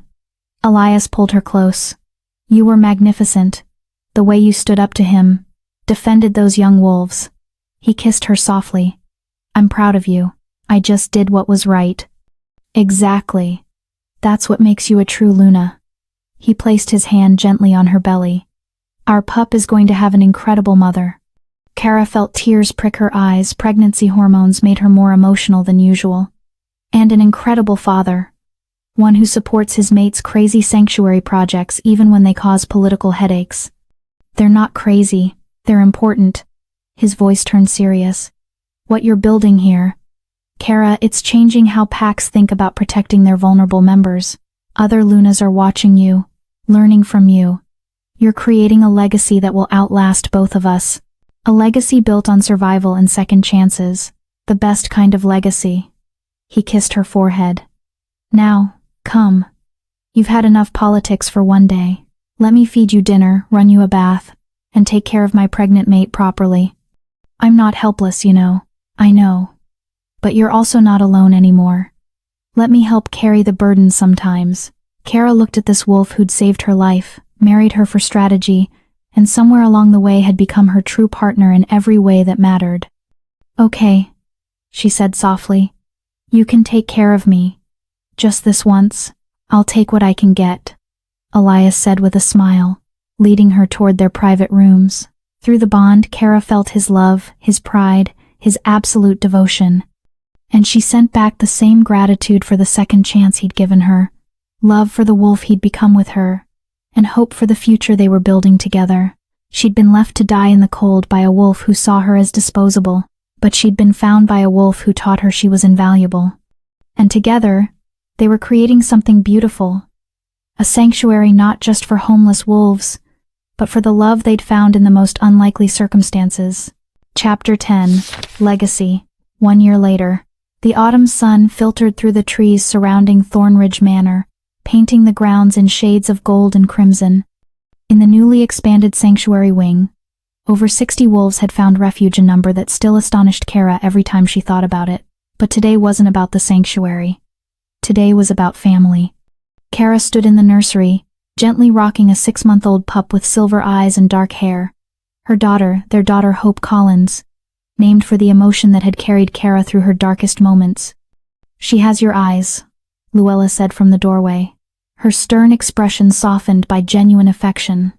And her father's stubborn temperament, I suspect. Definitely her father's temperament. Kara smiled as Hope grabbed her finger with surprising strength. She growled at Roderick yesterday during combat demonstrations. Actually growled. At 6 months old. Alpha blood runs strong. Luella moved into the room, her movements gentle despite her usual briskness. The Alpha King is looking for you, by the way. Something about the council sending another delegation. Kara sighed. Again? That's the third one this month. Word of the sanctuary has spread. Other packs want to establish similar programs. They're seeking your guidance. I'm not an expert. I just did what felt right. That's precisely why they want to learn from you. Luella carefully took Hope from Kara's arms. Go. I'll watch the little Alpha. She and I need to have a discussion about proper behavior during training exercises anyway. Kara kissed her daughter's forehead, breathing in that sweet pup scent that never failed to make her wolf purr with contentment. Be good for Luella. Hope responded by grabbing Luella's finger and grinning all gums and innocent joy. Kara found Elias in his study, surrounded by maps and correspondence. He looked up when she entered, his expression immediately softening. There's my Luna. He stood, crossing to kiss her. Even after a year and a half together, the mate bond still thrilled through her at his touch. How's our daughter? Currently terrorizing Luella with her cuteness. You said the council sent another delegation. Not just a delegation, an invitation. He handed her an ornate letter bearing the council's seal. Gerard Sparks wants you to speak at the annual Interpack Summit. Share your experiences building the sanctuary. Provide guidance for other packs wanting to implement similar programs. Kara's eyes widened. Me? Speak to every Alpha in the territories? You've already spoken to them once. When you testified against Brent. This time, you'll be speaking as an expert. A leader in wolf welfare. His pride flowed through the bond. They want to learn from you, Kara. I don't know what to say to them. Tell them the truth. Tell them what it was like to have nowhere to turn. No one to protect you. Tell them about the wolves you've helped Tamara and her sisters, Deanna and her family. Every wolf who found safety here when their own packs failed them. He took her hands. Tell them that compassion isn't weakness, it's strength. Kara thought about the journey that had brought her here. From dying in the snow to speaking at the Interpack Summit. From a nobody with no voice to a Luna Queen whose sanctuary program was changing how packs treated their vulnerable members. Will you come with me? She asked. Always. Wherever you go, I go. He kissed her forehead. Though I suspect you won't need me there. You're perfectly capable of facing down a room full of alphas on your own. I learned from the best. Flatterer. A commotion from outside caught their attention. Through the window, they saw Jesse running toward the manor, his expression urgent. That's not good, Elias muttered, already moving toward the door. They met Jesse in the entrance hall. He was breathing hard, having clearly run at full speed in wolf form before shifting. Your Majesties, we have a situation at the eastern border. A pack may be 50 wolves seeking sanctuary, but they're not refugees. They're warriors. Kara and Elias exchanged glances. Warriors seeking sanctuary was unusual and potentially dangerous. Who sent them? Elias asked. That's the thing, Your Majesty. They're from Crescent Moon Pack. Alpha Brian sent them. Jesse's expression was grim. He's dismantling his pack.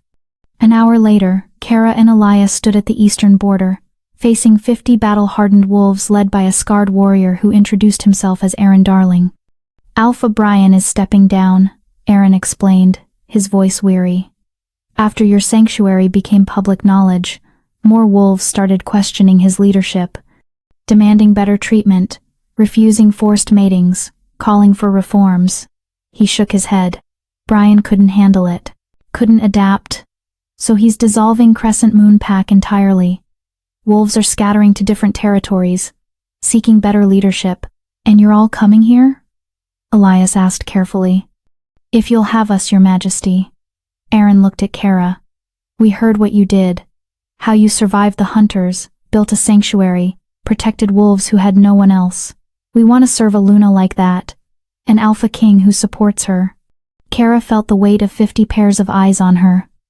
These were warriors wolves who'd served Crescent Moon for generations. They were offering their loyalty, their strength, to her and Elias because of what the sanctuary represented. This isn't a decision I can make lightly, Elias said. Integrating 50 new wolves, especially former Crescent Moon warriors, requires careful planning. We understand, Your Majesty. We're willing to undergo any trials, any tests you require. Aaron's voice roughened. We want to serve a pack that actually cares about its members. All of them. Not just the strong or the politically useful. Kara touched Elias's arm. Through the bond she sent her thoughts. They're seeking exactly what I sought. A second chance. A place where they matter. I know. But it's a risk. Everything worth doing is. Elias studied the 50 warriors, then looked at Aaron. You'll undergo integration trials, training with our warriors, evaluation by our pack council. Proving your loyalty isn't just convenience. It won't be easy. We don't expect easy, Your Majesty. We expect fair. That's more than we had before. Then welcome to Northern Territory. Elias's voice carried the formal weight of acceptance. You are under my protection now. Betray that trust, and you'll face my justice. Uphold it, and you'll find a pack that fights for each other. The 50 warriors bowed as one, a gesture of respect and submission to their new Alpha King. As they were led toward the manor for processing, Kara leaned against Elias. We're going to need to expand the barracks, and the training yards, and probably the dining hall. He wrapped his arm around her shoulders. Your sanctuary program just absorbed an entire pack's worth of warriors. Our sanctuary program, she corrected. I couldn't do any of this without you. We make a good team, the best team. They watched the warriors disappear into the manor, the sun setting behind them in brilliant oranges and purples. Crescent Moon Pack is truly gone, Kara said quietly. The pack that tried to kill me, that hurt so many wolves it's dissolved. Does it feel like closure? It feels like justice. Not the revenge kind, but the rebuilding kind. She turned to face him. The wolves who served under corrupt leadership get a second chance. The sanctuary provides refuge for the vulnerable. And she placed her hand over his heart.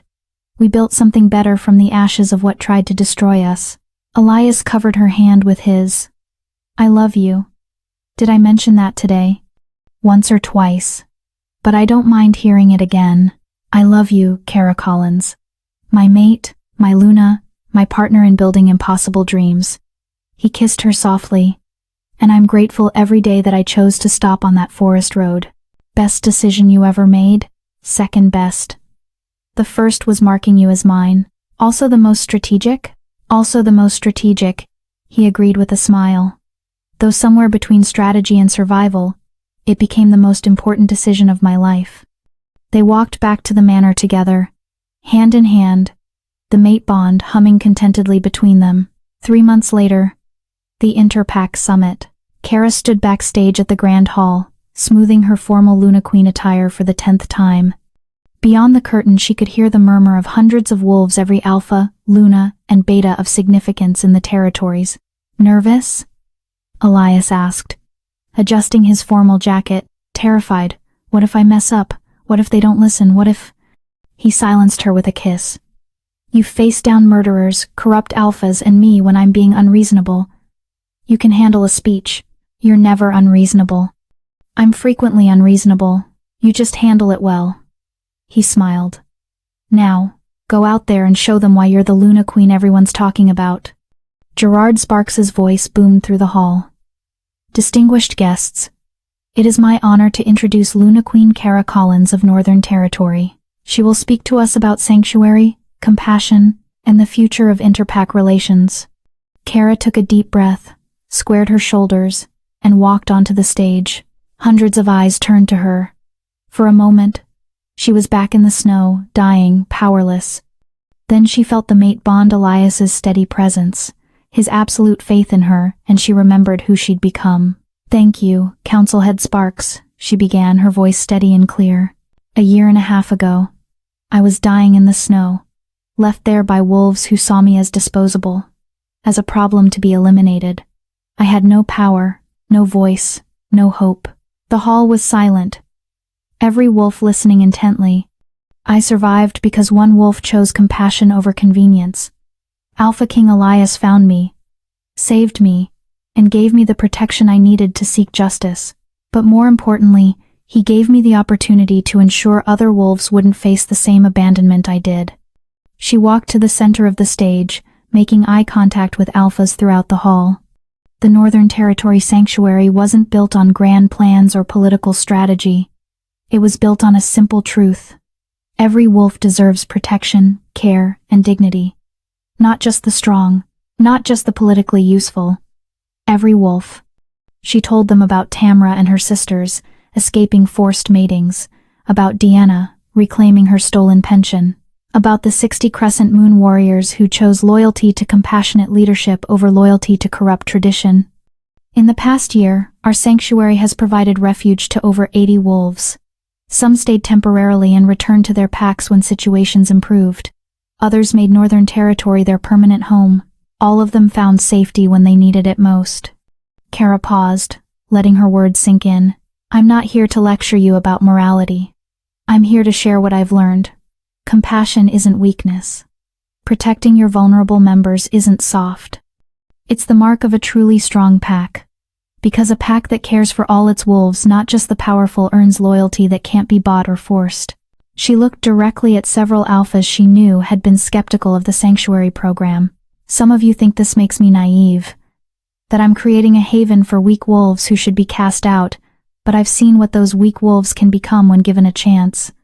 Warriors who serve with absolute loyalty, healers who tend your wounded, teachers who pass on knowledge, elders who provide wisdom, all contributing to the pack's strength in different ways. Kara's voice strengthened with conviction. The old way of pack leadership, survival of the strongest. Discard the rest, is dying. It died when Crescent Moon Pack collapsed under the weight of its own corruption.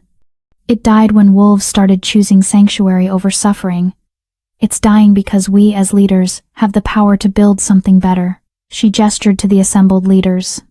I challenge you, all of you, to look at your own packs. How many wolves are suffering in silence? How many feel abandoned by the leadership that should protect them? How many would flee to sanctuary if they knew it existed? Then I challenge you to be the sanctuary your wolves need. Create support systems for widows, orphans, and elders. Eliminate forced matings. Investigate financial corruption. Give your wolves a voice in their own futures. Be the leaders they deserve. The hall remained silent, but Kara could see some alphas nodding, some Lunas wiping tears, some betas looking thoughtful. I was left to die because I spoke truth to power.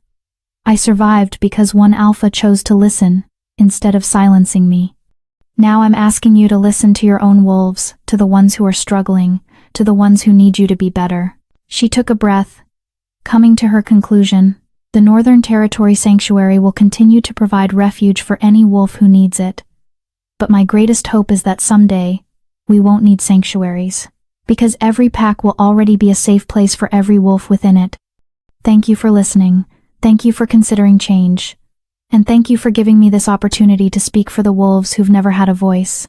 Kara bowed and stepped back from the center stage. For a moment, nothing happened. Then Gerard Sparks stood, applauding. One by one, other wolves rose. Alphas, Lunas, betas, all standing in respect. The applause was deafening. Kara felt tears prick her eyes as she saw the impact of her words. Not every wolf was applauding. Some alphas remained seated, their expressions skeptical or hostile, but enough were standing. Enough were listening. It was a start. She left the stage to find Elias waiting, his pride radiating through the bond so strongly it nearly overwhelmed her. That, he said, pulling her into his arms, was extraordinary. Did I do okay? You changed minds, opened hearts, maybe even saved some lives. He kissed her forehead. You were magnificent, my Luna. Absolutely magnificent. 6 months later, Kara stood in the sanctuary wing's new expansion, watching construction workers put finishing touches on additional rooms. In the 6 months since the summit, 12 other packs had established their own sanctuary programs, and 5 more were in planning stages. The movement she'd started was spreading. Luna Queen, Tamra appeared, slightly out of breath. She'd become Kara's assistant for sanctuary operations, her organizational skills proving invaluable. We have 3 new arrivals. A family from the Western Territories, parents and 2 young pups. What's their situation? Father was injured in a border skirmish, can no longer hunt. Their alpha told them to either abandon the pups or leave the pack. Tamra's expression was grim. They chose to leave.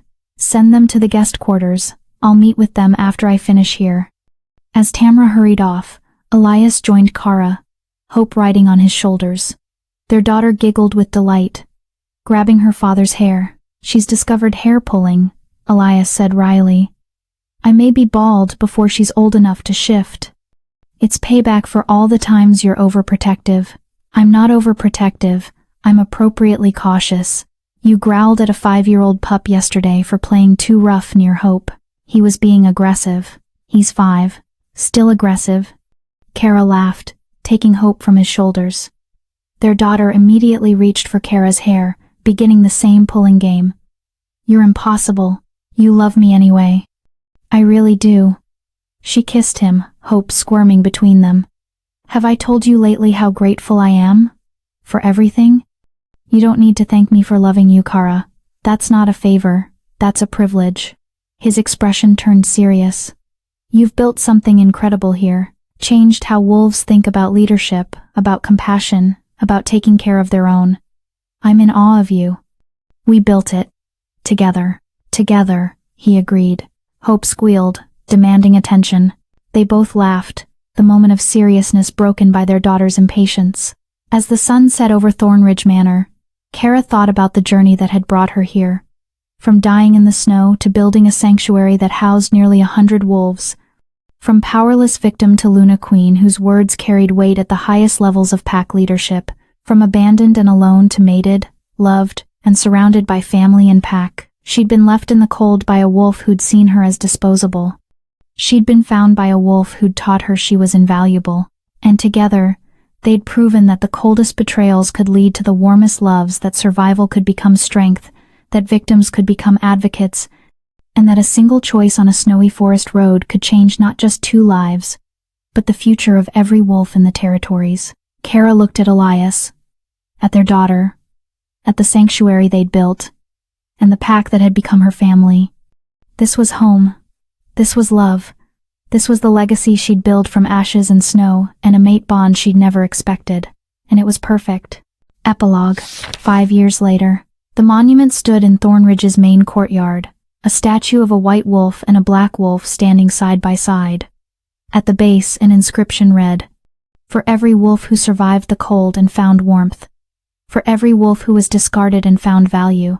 For every wolf who needed sanctuary and found home. May you always be seen, heard, and cherished." Below that, a list of names every wolf who'd passed through the sanctuary in its 5 years of operation. Some had stayed, some had returned to their original packs, some had joined other territories, but all had found safety when they needed it most. Kara stood before the monument with Elias, Hope now 5 years old and already showing signs of alpha dominance. Beside Hope stood their son, 2-year-old Thomas, named for Elias's father who'd died too young. "Mama, why is there a statue of you and Papa?" Hope asked, her silver eyes curious. "It's not just us, sweetheart. It's for every wolf who was brave enough to ask for help, and every wolf who was kind enough to give it. Like the sanctuary wolves?" "Exactly like the sanctuary wolves." Thomas tugged on Elias's hand. "Papa, can we play?" "Soon, little Alpha. First, we have visitors." A delegation was arriving alphas from 10 different packs, all coming to tour Thornridge's sanctuary and learn how to implement similar programs in their territories. The movement had grown beyond anything Kara had imagined. Sanctuaries existed in 23 territories now. The Interpack Council had established formal guidelines for sanctuary rights, and forced matings had been officially banned by council law. Things were changing.